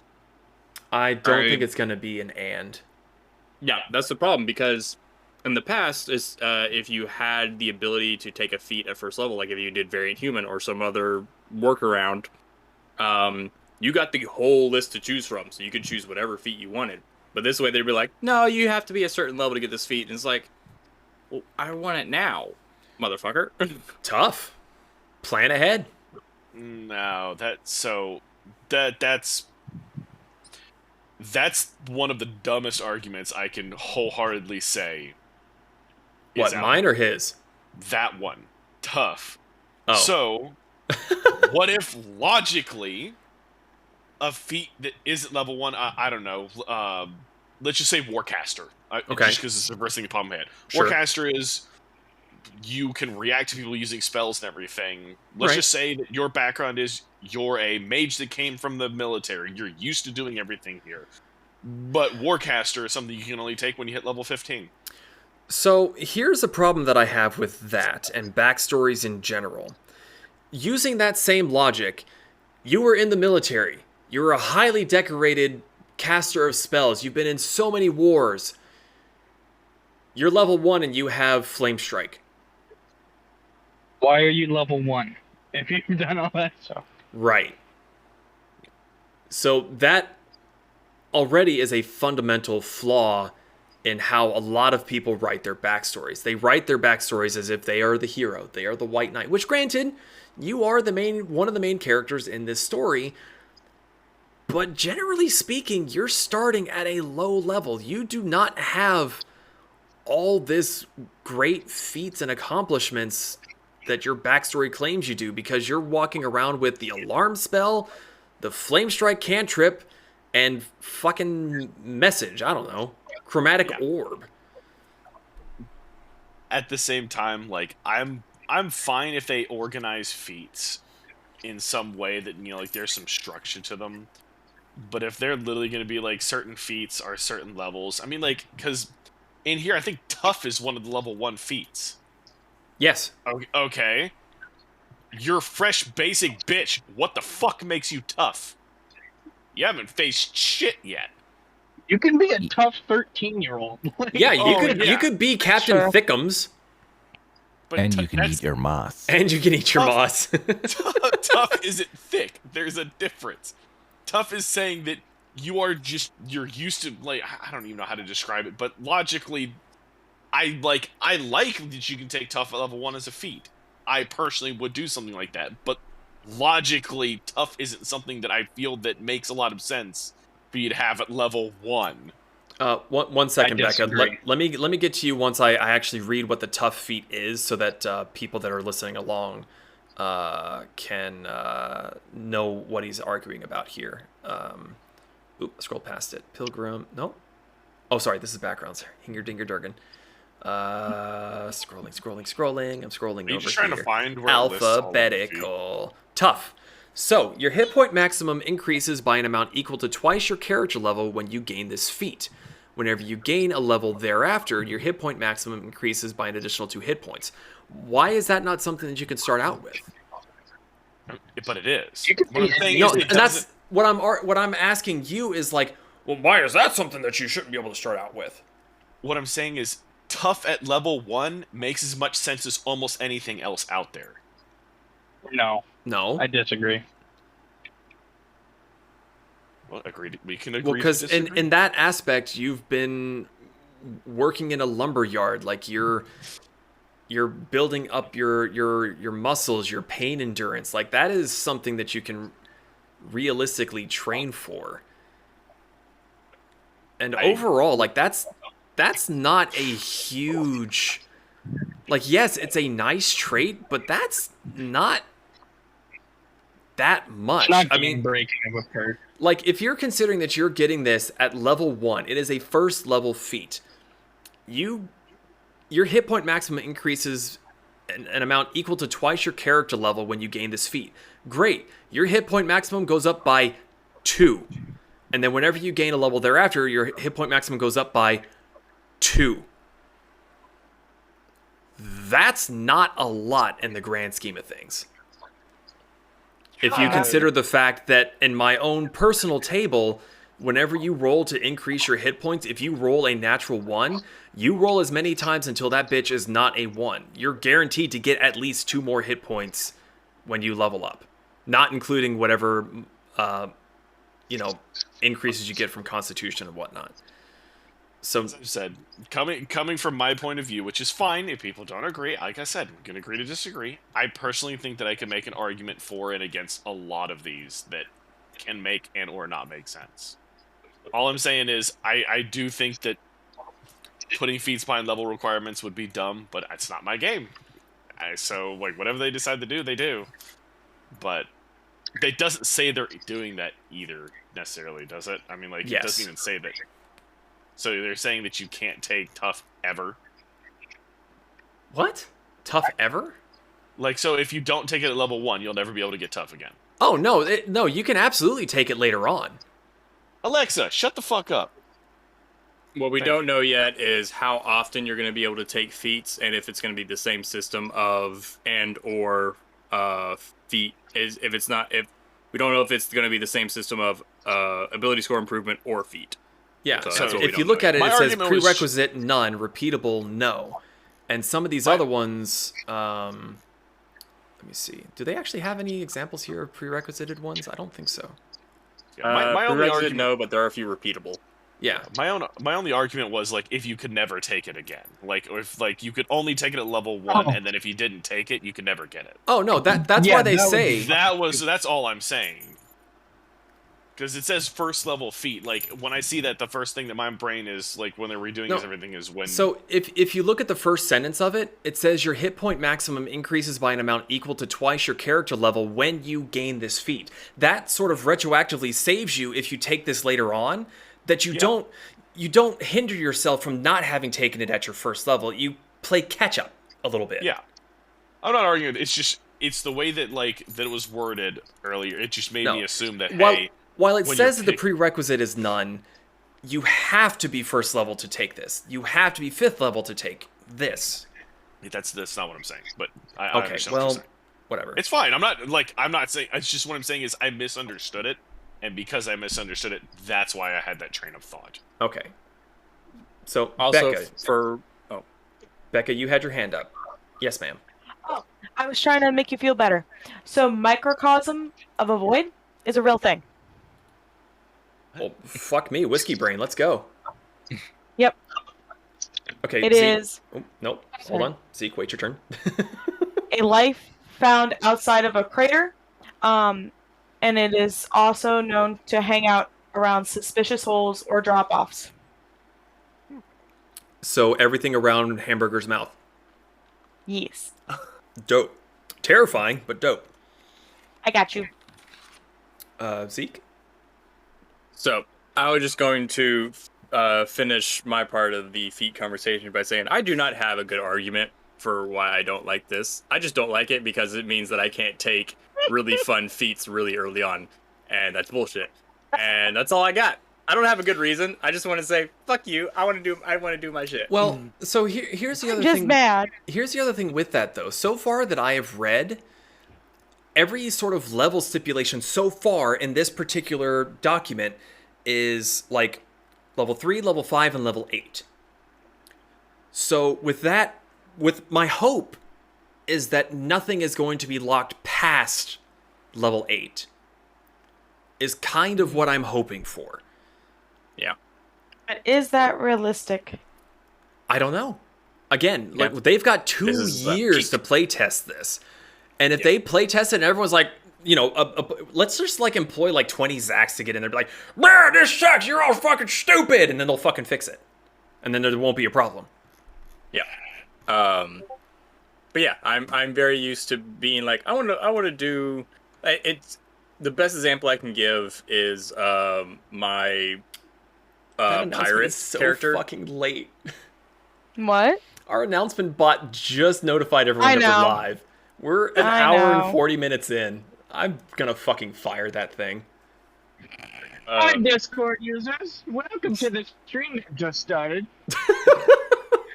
4 hours ago. First, if I go, I can't remember which one I took first. So let me go to my characters real quick. Let me find Jackdaw. I mean, my I do pirate agree that character. there are some things that are nice to have early that if you're forced to take later, it sucks.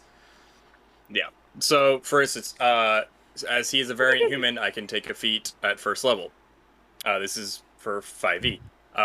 I took Defensive Duelist. When you are wielding a finesse weapon in which you are proficient and another creature hits you with a melee attack, you can use your reaction to add +4 to your AC for that attack, which is based off of my dexterity and some other stuff. But like, that's probably going to be a way later down the line sort of thing. And I'm just like, but I want it now. You needy. Yeah, I mean, it's That's the my same thing only when you're argument casting is I want spells. it. Like, I want to cast Fireball at 6th level. Well, you're gonna have to fucking wait. I know. Well, I'm just I'm just being a bitch. What, Nim? another cool thing about this is it's a game. You can make up your own rules. These rules are just guidelines. Oh, You do true. you, boo. Very That's true. True. I mean, I like to keep some kind of structure. How dare you? Nah, throw it out the window. Okay, peer pressure. Let's do it. And can my companion at first level be a Chinook? Can I ride a Tarrasque into No! What if it's the baby one? Maybe. I'm just waiting for one day for them to say something really stupid and Ian just go quiet and us wonder what the fuck. And then 2 hours It's a later, mimic. he shows back up in Canada or Florida and is just beating the shit out of either Metal or Zeke. Por Just qué be no like, los "That dos? Dumbest motherfucking thing. Ian, I had let to me get a add you on connecting flight from Snapchat. Florida to Canada. This is bullshit. Hang on, Metal, one more time. I said, let me add you on Snapchat. I'll turn on my Snap map for you. So you can Oh, come fuck beat yeah, the bud. shit out of me. We'll do that after beers or before. The beers might make it feel better. I love you, man. Here, have a beer. I love you, man. Here's round 2. I'm sorry. Did the video not make you feel better, Ian? A little bit. There you go. So let's scoot on and start talking about some of the races here because I'm actually really fucking interested. I never like playing humans. Playing a human is boring. I am one. I don't want to be one in a fantasy setting. However, the humans are kind of broken right now. So the weirdest thing about this is you can be a medium or small. If you're medium, you're between 4 and 7 feet tall. If you're small, you're between 2 and 4 feet tall. Well, I mean, like dwarfism and gigantism Wow, is a Ian, thing. way to not be sensitive to dwarfism, people. No, but it's just I'm saying it's weird because it's never been the case. Well, think of it this way, though. If they do it this way, and like, let's just say somebody's doing like a D&D campaign, Do. but fuck you. But like they're starting off the campaign, maybe like you're Lord. not old humans. Maybe you're like a teenager or like a kid. No, I And they're- mean, I get it. It's just Do you though? it's traditionally white boy. as far as things that would have changed, this is not something I expected. Me either. And I want to touch base on something real quick before we continue on. All of the half races are gone. There are no more half elves. There are no more half orcs. Why? There's a reason behind it. I think there's still technically halflings, but so the reason behind that is they still technically exist. There's just not a specific race for it. So let's say you want to be a half orc. Traditionally, half orcs are the children between orcs and a human, orcs and a half elf, or and an elf, something along those lines. You can still technically be any mixture of any race you want to be. The way the rules are worded is you pick your parents, you choose which parent's traits you want to take. After that, your appearance can be whatever the fuck you want. You could be a 3-foot-tall humanoid or human that is green with pointy ears and tusks, but your traits are based off of a human. Or, same scenario, but your traits are based off of the orc. So technically you could still be a half-elf, but you would have to pick, do you take after the traits of your elven parents, or do you take after the traits of your halfling parents? So, It's a Ian, goblin. I'm a half orc. Damn it. Yeah. Ian, can I be a half dragonborn, half kobold, and be a kobold with a breath weapon? Yes. Okay. Oh my! We can finally do the Minotaur mermaid thing, where the guy just looks normal. My father was a minotaur. My mother was a mermaid. And I got the human half of both. This sucks balls. But you have to have a really, really, really shitty deception so no one fucking believes you. Wizard's over in the corner like, I don't even know if I believe him anymore, but it's possible. I just That would be hilarious. Hang on, metal.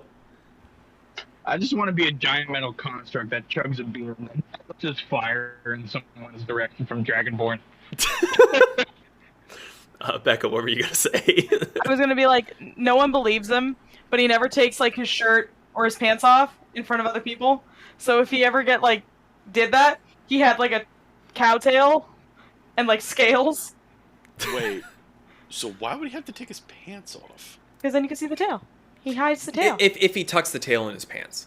Yeah. Oh. Always tuck. Okay. Always I was tuck. about to say, like, Him. is some other part of him something different that we're just not aware of? That would reveal the parents? So But hey, would what find do we- out. Gills on. Zach, you'd be the one to find out. Yes, I would. My father was a horse. Hurt? Really? Well, guess he was. So, anyway, one of the things that is singular to humans is their resourceful special trait. You gain inspiration whenever you finish a long rest. You basically start every single day with one advantage roll. And if you think about it, on that advantage roll, if you roll a natural 20, you've got inspiration again. Very unlikely, but yeah, very possible. It's a higher possibility than anyone else has at this point in time. Yeah, listen. Just saying. No, I'm just saying that as far as the other races go, this is the only race that has that. That is fucking massive. I don't mean to be like this, but I'm gonna be like this. For the same reason why you said, I'm a human, I don't want to be a human. They did it for a couple games that I know of too. Like, nobody ever wants to be the humans, but they're a race that's always included. So they've really got to make you want to be a fucking human. Yeah.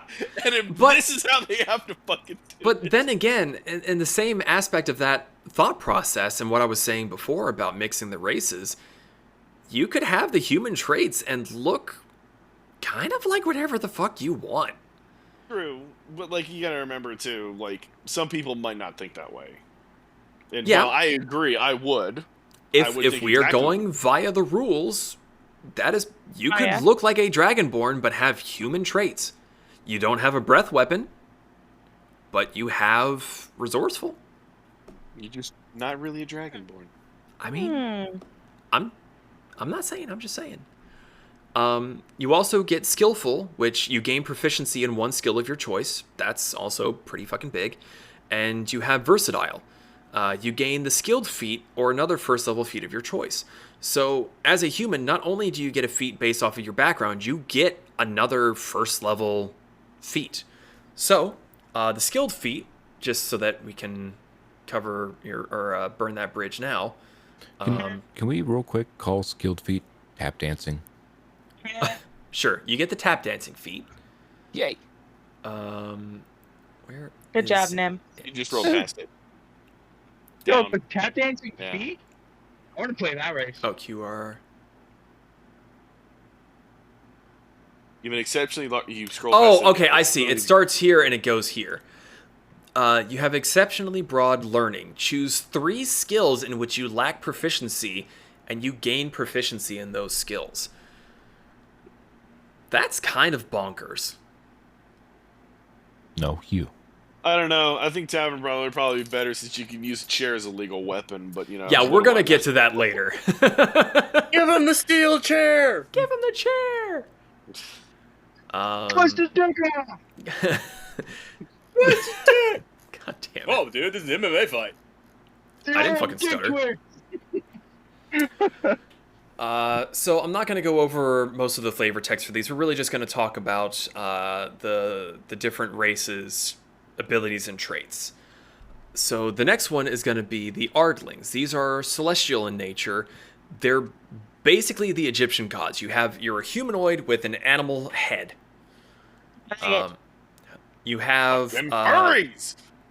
you have 3 different basically legacies that you can come from. These are recommendations, not the end-all be-all. If you want to be exalted, you're technically from the chaotic good planes. That's kind of going to...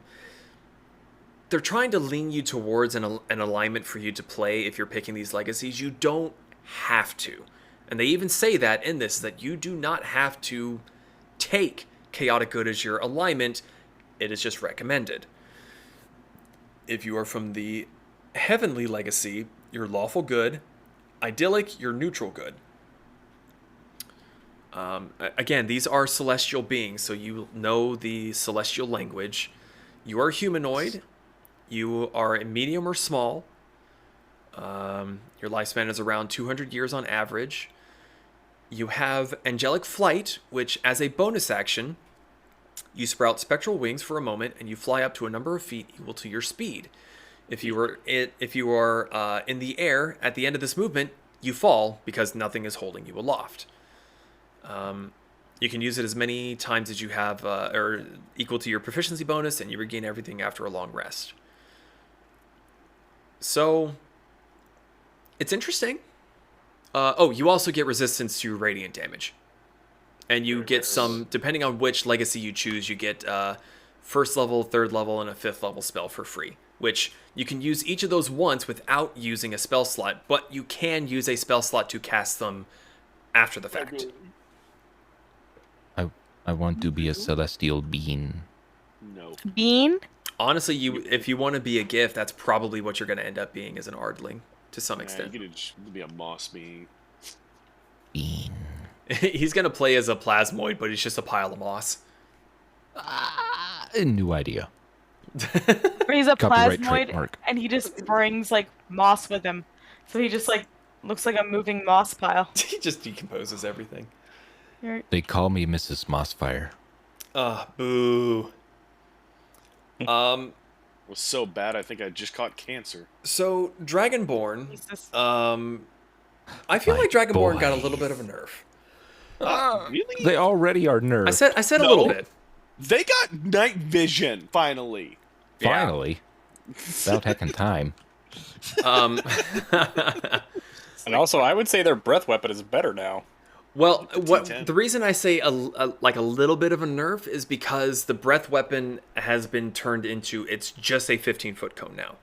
You no longer get to pick if it's a 15-foot cone or a 30-foot line. When I say minor nerf, I mean like they took out that customizability, I guess? Interchangeability. Maybe. Well, it's not technically interchangeable because you have to pick the type of dragon you are, and that would determine what your breath weapon was, or what style it was. Because, like, a lightning Dragonborn had a line weapon. You couldn't have a 15-foot cone of lightning, which now that's just what it is. Yeah, chain lightning from your mouth. Bah. You can only be medium. Movement speed of 30, 80 years on average.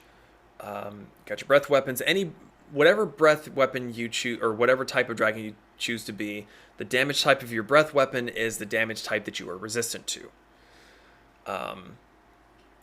Now, unfortunately, as far as mixing the races go, if you choose to be a Dragonborn, if you want poison damage, you would have to be a green-scaled Dragonborn.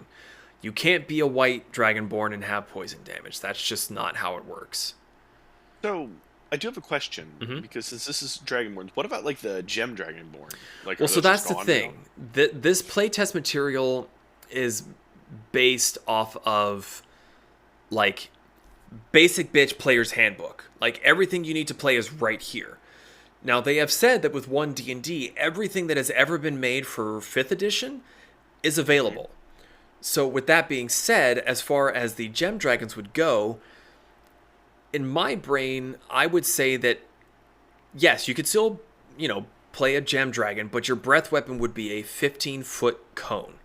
It already is. Like, so for example, right now I play, and I think it's an Emerald Dragonborn Right. on one of them, and it's psychic damage. Yes. All that I'm saying is that if one of those Gem Dragons was a line breath weapon, I would say that it is now a 15-foot cone. That is the only thing that I would change from a 5th edition standpoint.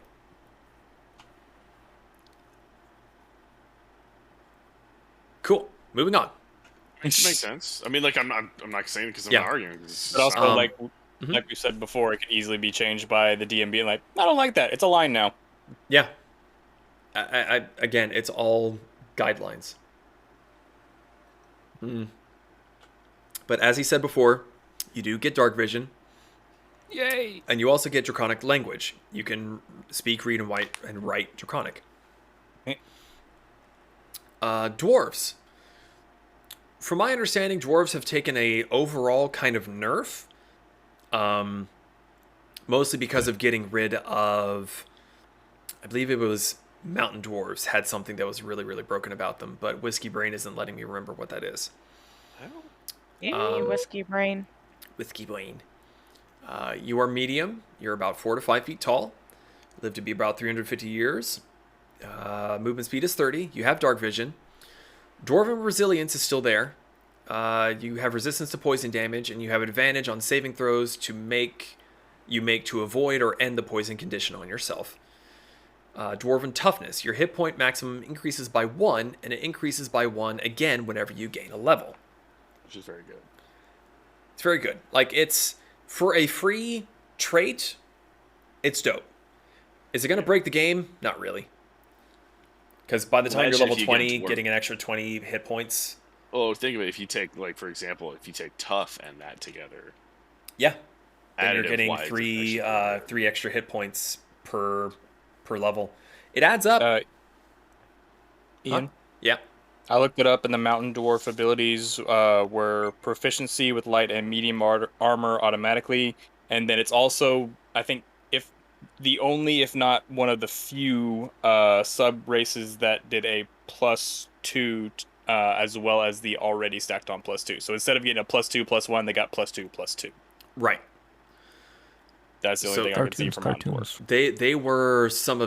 They were the, if you were min-maxing, being a dwarf is the best thing you could be. Yeah, because it was +2 constitution, +2 strength. So for Yeah. fighter, barbarian, paladin. And I mean, also getting proficiency in light and medium armor. Technically speaking, I think you could be a wizard and wear your armor because you're proficient in it. Mm-hmm. Which is batshit I mean, insane. to me, I know it's because I'm coming from a different universe, but, like, that's insane. All that stuff. Like, I'm so used to seeing, like, dwarven runesmiths, which are pretty much casters in dwarven society, in the universes that I'm used to, wearing fucking plate armor because they're just fucking dwarves. It's just what they are. And that's what that special racial trait was. They no longer have that. You have Forge Wise. Your Divine Creator gave you an uncanny affinity for working with stone or metal. You gain tool precision. Blah, blah, blah, blah, blah. You gain tool proficiency with 2 of the following options of your choice: Jeweler's tools, Mason's tools, Smith's tools, or Tinkerer's tools. Now, the new thing that they have is stone cutting. Before, what it used to be is you could look at a stone and like, oh, well, this is so-and-so years old, made by this artisan fucking decades ago, blah, blah, blah, blah, blah. But now, as a bonus action, you gain Tremor Sense with a range of 60 feet for 10 minutes. You must be on a stone surface or touching such a surface to use this tremor sense. The stone can be natural or worked. You can use this bonus action a number of times equal to your proficiency bonus. You regain all expended uses when you finish the long rest. Now, What the fuck is tremor sense? tremor sense, if you would be patient, oh master Zachariah. No, I need to know now. Tremors is a good movie. It is a great movie. Basically, anything that is standing on the stone, you can sense. You may not know These what are exactly all is stone. there, but you can tell that something is there. So let's say that you're back in the tunnel underneath the Dragonfire Mountains in the D&D campaign. You cast Stone Cunning, you're walking around, and you say, everybody stop. They go, okay, they stop. And you're counting the blips in your mind. There's the 5 of you plus Clement. Like, but I sense a 7th presence like 30 feet that way. You don't know what it is. You would probably be able to tell how big it is. But it's sort of like, think of like how locate object is. You get a blip of where it is. You don't know, I mean, technically you would know what size it is because you're looking for that specific object, but that's essentially what that is. So even if you were in total darkness or if you were like magically blind, if you're standing on stone, you can sense where something is that is also on stone. Gotcha. I just when you said it before, I thought I misheard you. I thought you said a stone.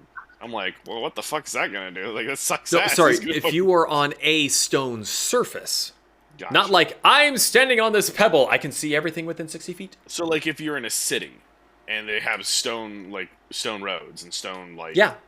But now, in that same aspect, if someone is standing on a wooden foundation, you would not be able to sense them. yeah. Yeah. Just for clarification. But like, so for example, like hypothetically, like, you know, if you're chasing somebody and they go down a back alley, and they're so long as it's still on stone. Now, so long as that doesn't turn into dirt, yeah, then yes. that's what I mean. Yeah. Metal? Not to mention, the DM might rule that, like, with so many blips going on in this bustling city, you might not be able to follow as adequately as you might if it was like a 6v1 confrontation or something. That's very fair. I would probably make it a skill check to see if they can, what's the game? If they can shell game it, you know? Like, if they wisdom check, to see if they can concentrate enough to, keep tracking them. Intelligence, perception. See if you can distinguish their particular gait from the people around them. Or if you can just keep track of their blip. Yeah. If their gait is a full-on sprint, I'm pretty sure you won't have trouble distinguishing. Yeah. Or what if you're tracking someone with a cane? That would be very distinguishable from other people. The tripod! Very right true. there! Get him! They just football tackle this 9-year-old man. Oh, no. So, moving on to the elves.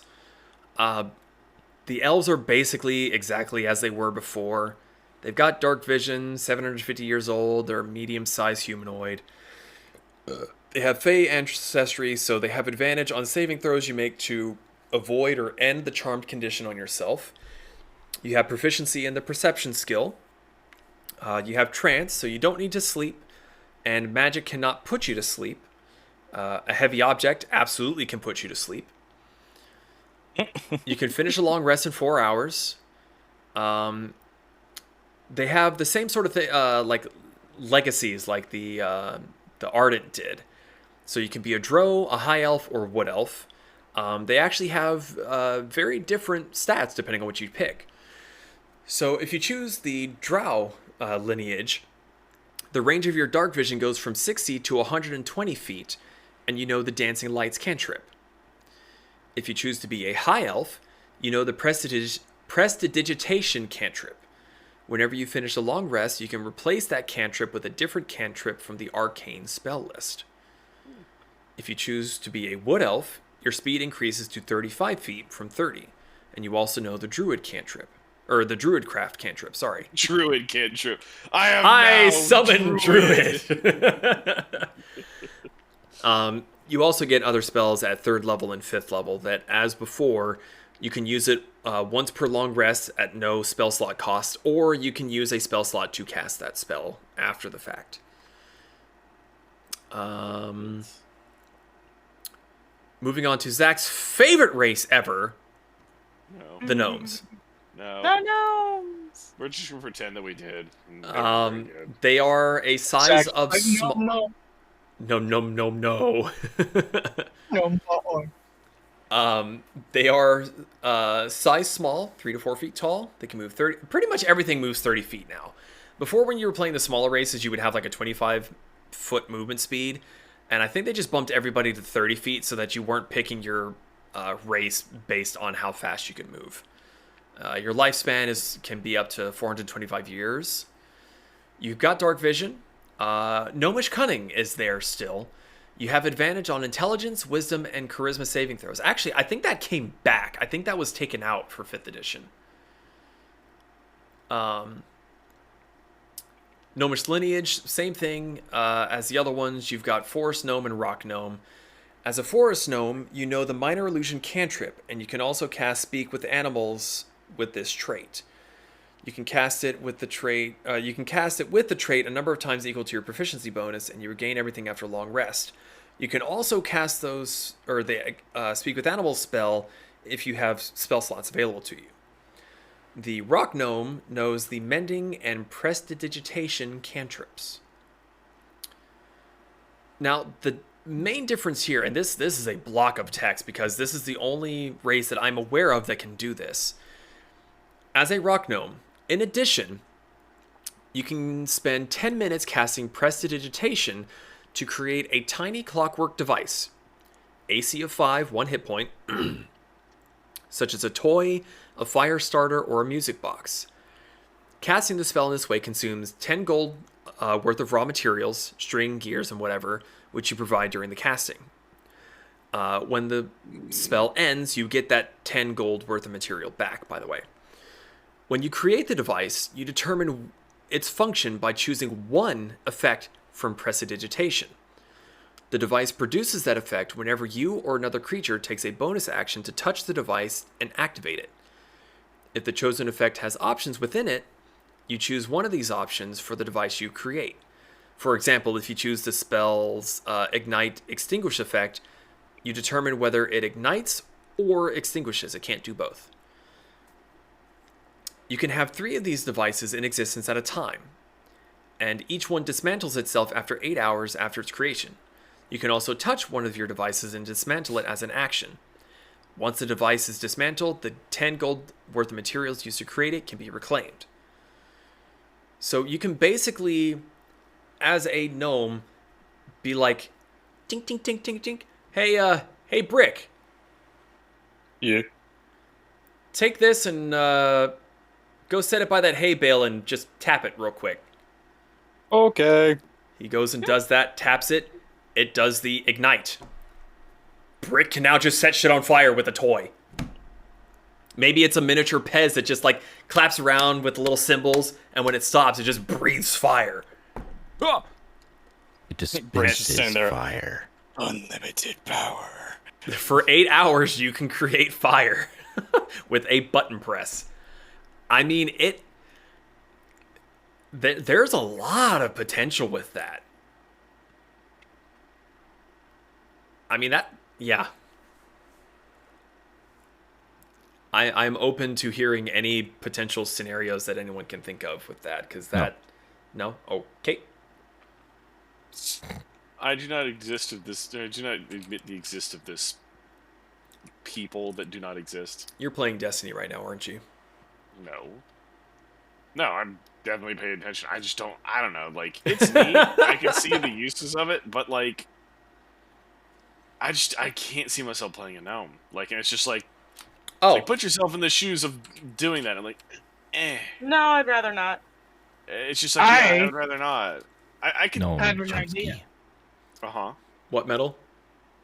I have a clockwork machine that I tinkered to just cast fireball right fucking down. Well, it's not fireball. It just ignites. I mean, like, Boom. I mean, so Metal, perfect example. You were talking about only playing a gnomish rogue from here on out.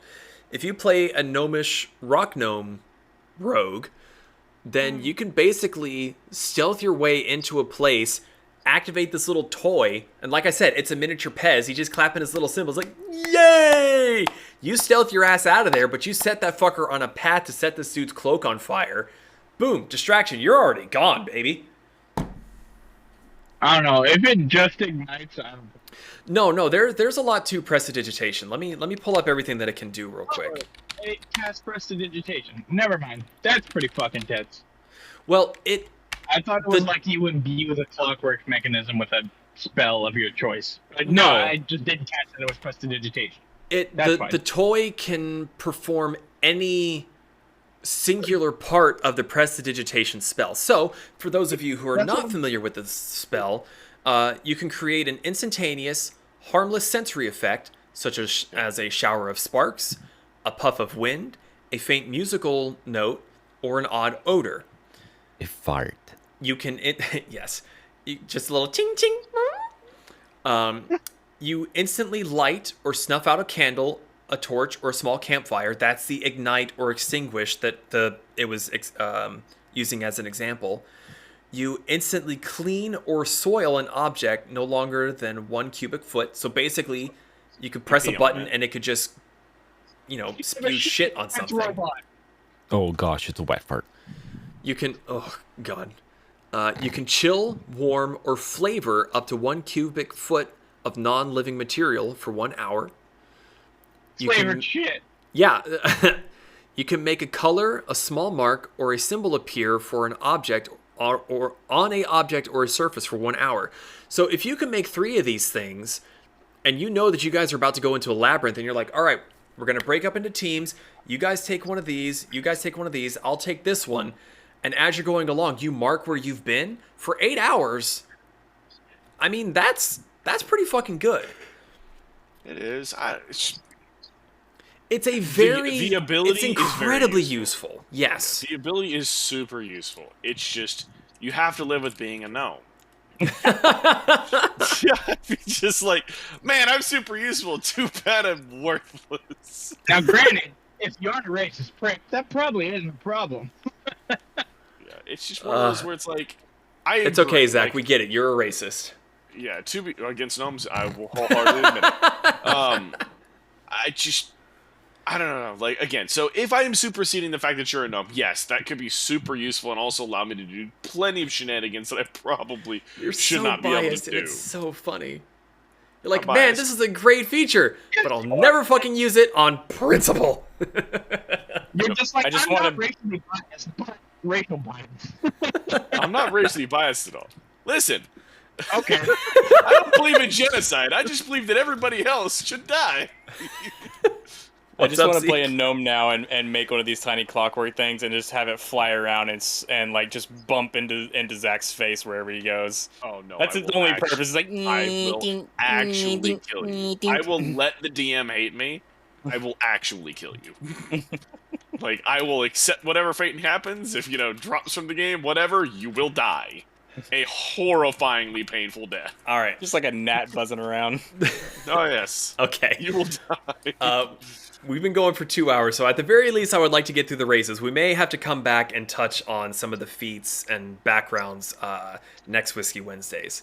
But let's try to power through the races here. So next up, we have Halflings. You are small, around 2 to 3 feet tall. 30 feet movement, 150 years on average. What, Nim? Nothing. Oh, being dumb. He said, "I am small." I am small. You have the Brave trait, so you have advantage on saving throws that you make to avoid or end the frightened condition on yourself. You have Halfling nimbleness. You can move through the space of any creature that is of a size larger than yours, but you cannot stop there. You also have the Luck trait. When you roll a 1 on the d20 of a d20 test, you can re-roll the die, and you must use the new roll. There is no limit to this. Anytime you roll a natural 1, you can re-roll it. Now, with that being said, you are forced to accept the second result. So if you roll a natural 1 and you re-roll and you get another natural 1, that kind of sucks. But now, the immediate next test that you do, if you roll a natural 1, you re-roll it. And you're naturally stealthy, so you have proficiency in the stealth skill. Which is good. Huh? Which is good. I do find it very funny that it does seem like some of these perks come from like halflings / hobbits. Halflings are hobbits. It's It's like, definitely just Bilbo Baggins. Yes. Yeah. Like I find that some of the perks like brave and all that stuff. I'm like, are they really? Are they? Are they really, or is just in all carrying fairness, the ring all the way? Merry and Pippin were throwing rocks at orcs. Ooh. You brought up one of my favorite fun facts about Lord of the Rings. I'm so sorry. Moving on. No! we got it covered, Zeke. You have to wait. Okay. No, what's up? Go ahead. Quick. I'll make it really quick. So, elves are not actually the most accurate beings in Middle Earth. It's hobbits. That's Beans. why if you watch the movies and you see Merry and Pippin throwing rocks at people, they're taking them out with one hit and they never miss. Fuck, I'm gonna have to watch the whole trilogy again. They actually That's are the better reality. marksmen. They have a whole line where flies are afraid of hobbits because they'll throw stones at flies and just kill them from like 100 yards away, just like sniping flies. That's amazing. I've never heard that before. Yeah. Yep. It's some of the major battles they were at, they would have the hobbits in front of the elves because they take out more people with bows and arrow. That's fucking hilarious. So speaking of orcs, as I said before, there are no longer standard half-elf races. So there is no more half-orc. You are now just a orc. Now orc. You Yeah, are bitch. medium, between 6 and 7 feet tall. 30 feet movement, 80 years on average, an age lifespan. You have Adrenaline Rush, which I personally think is actually really cool, but you do lose the Savage Attacker trait that the half-orc had, which is unfortunate. But the Adrenaline Rush, when you take the dash action as a... Oh, sorry. You can take the dash action as a bonus action. That's fucking big. When you do so, you gain a number of temporary hit points equal to your proficiency bonus. Yes. Now, granted, 2 temporary hit points is not a whole lot, but 2 hit points is 2 hit points. You can use this trait a number of times equal to your proficiency bonus, and you get it all back after a long rest. Dark Vision up to 60. Powerful build. You count as one size larger when determining your carry capacity and the weight you can push, drag, or lift. Same thing we were talking about with the GIF. Yes. You also still have Relentless Endurance, which is what the half-orcs had. When you are reduced to 0 hit points but not killed outright, you can drop to 1 hit point instead. Once you use this trait, you cannot do so again until you finish a long rest. You basically get knocked down, but you get back up again. I get knocked down, but I get up again. It's literally a cheat death, but that is super fucking useful. It is very fucking useful. There's actually a few. There's actually a subclass and a few other abilities you can combine with that to do it multiple times. Like up, down, up, down, up, down. Yeah. Oh, okay, I see. Scooching right along to Tieflings. The Tieflings actually have more than one background now, or legacy, sorry. They have Abyssal, Chthonic, and Infernal. And just like with the Elves and everything else, you get different spells and resistances as you level up and whatnot. And we'll cover those here in just a second. You are humanoid. You can be medium or small. Medium, you're 4 to 7 feet tall. Small, you are 3 to 4 feet tall. 30 feet movement speed, about 100 years on average. You have dark vision. Your fiendish legacy. If you are abyssal, you have resistance to poison damage, and you also know the poison spray cantrip. If you are chthonic, you have resistance to necrotic damage, and you know the chill touch cantrip. If you choose Infernal, you have resistance to fire damage, and you have the Firebolt cantrip. You also get extra spells at 3rd level and 5th level. Again, same as before, you can use them once per long rest without using a spell slot, and then you can use them with a spell slot later on if you so choose. You have Otherworldly Presence. You know the Thaumaturgy cantrip. You can cast it with this trait. The spell uses when you cast it with this trait, the spell uses the same spellcasting ability that you use for your Fiendish Legacy trait, which is Wisdom, Charisma, or Intelligence, depending on what you choose when you start the character. So that pretty much wraps up all the current playable races that are available on the playtest.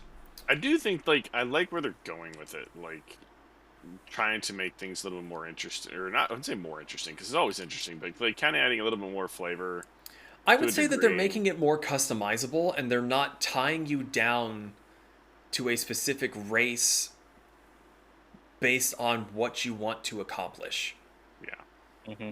Because before, if you wanted to be a badass barbarian, you were probably picking a half-orc or a dwarf, because the half-orc's Relentless Endurance, Savage Attacker, the dwarf's natural armor and their resistance and their health increases.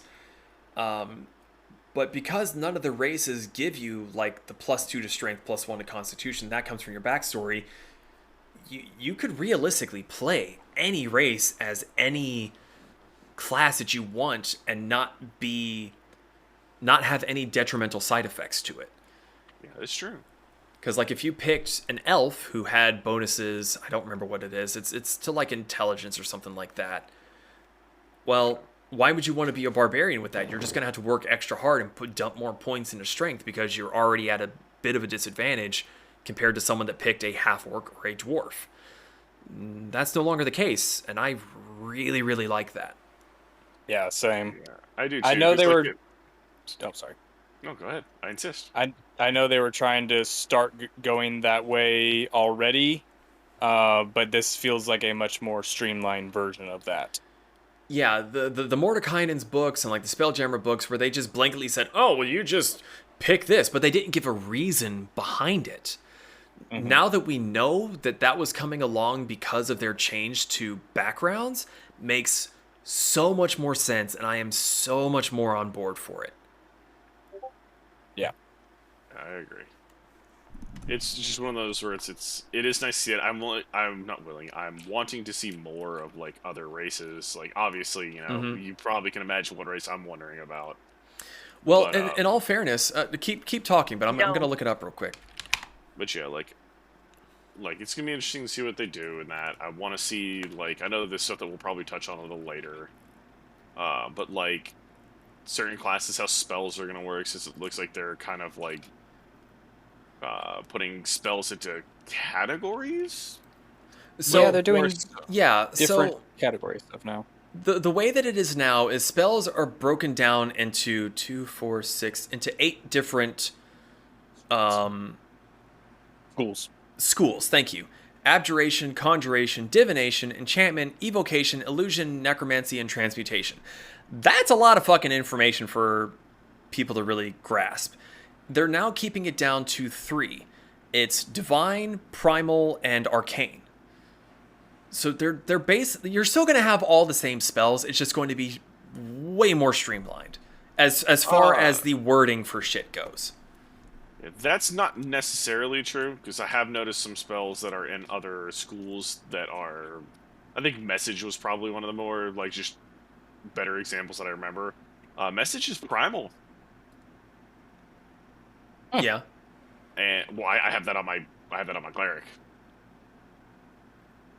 Probably not for long. I don't think it's... it might not restrict...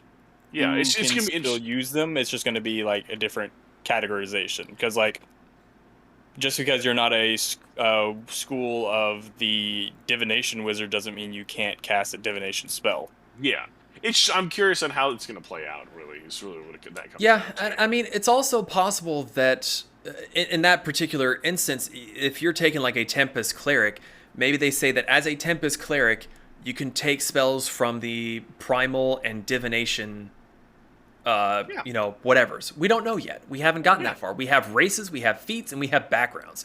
Yeah. That's it. We have a that's few what I'm saying, spells. like, I'm interested. That's what I'm saying. I'm interested to see how that's gonna work. And Zach, technically, the Harengon, from what you were saying before, has already been, for lack of a better word, touched in this way. If you look at the Mordekainen's new races, in the creating your character, they do that same blanket, like, oh, well, you pick a +2 and a +1, and you put it wherever the fuck you want. Yeah. So they've already technically leaned into prepping the Harengon for 1 D&D and that background. Oh no, I just meant like racials and stuff like that. Just like wondering if they'd end up changing anything or if they're gonna keep it as is. Kind of thing. Considering how recently Mordekainen's came out, probably not. Yeah, I agree. It's just it's sheer curiosity. Yeah. Yeah. I would probably lean towards you've probably got what you're gonna get with the at least for the foreseeable future. Yeah, and I'm happy with that. It's just curiosity. Yeah. I mean, again, we've got 2 years of playtests and rule redos and everything. But yeah, we've been going for almost 2.5 hours, so I'm going to end this here, and we will pick back up with the backgrounds and feats for the next Whiskey Wednesdays, plus whatever else. I believe we had a few suggestions in there from Metal and a few other people. Let me check real quick. Me. So yeah, we've got Metal was talking about destructible terrain in D&D, which is a interesting concept. And then we've got Becca's how does active battle affect the map and movement? I may have you message me when you have some free time, Becca, and elaborate a little bit so that I can kind of properly prepare a thought process on that. Okay. And just so I can make sure that I'm answering you satisfactorily. Okay. But with that being said, I do believe that is where we're going to end. There is no D&D this week. Well, actually, no. Tomorrow. Theoretically, we should be continuing and finishing the one-shot that we started a month or two ago. Stop calling it a one-shot, it goes forever. And I believe that should be starting 5 p.m. Central, 6 p.m. Eastern. So if you are interested and want to watch that, you are more than welcome to join. We would love to have you. I don't know if there's anything planned for this weekend. There may be. There might be. I have the weekend off, so Saturday, Sunday, I might do a little stream because I haven't done it in a bit, and I feel bad for all you lovely motherfuckers who watch my stream, which is myself. Mwah. I am so sorry, me. But yeah, that's pretty much all I got. Anyone else have anything they want to chat about? Dumb shit. We've covered a lot today. It's been a massive lore dump, but I'm optimistic that 1 D&D is going to have some really good quality of life improvements. Yeah. There are some concerns that I have with the current rule sets, but that will have to wait for next Whiskey Wednesdays, as that is further on down the list. So all of those concerns can be fixed by DM rule. I don't like this. No, I know, but I still like to try to keep to the rules to some extent, because once you start applying your own rules, things become muddy and people get confused that come from other tables, and the closer you can keep to the OG rules, the better. But regardless, thank you all so much for joining. We hope to see you next time. Have a good week. Goodbye. Good night. Mwah. Love you all. Eat your moss, lick your salt, drink your whiskey. Goodbye. Do that. Mwah.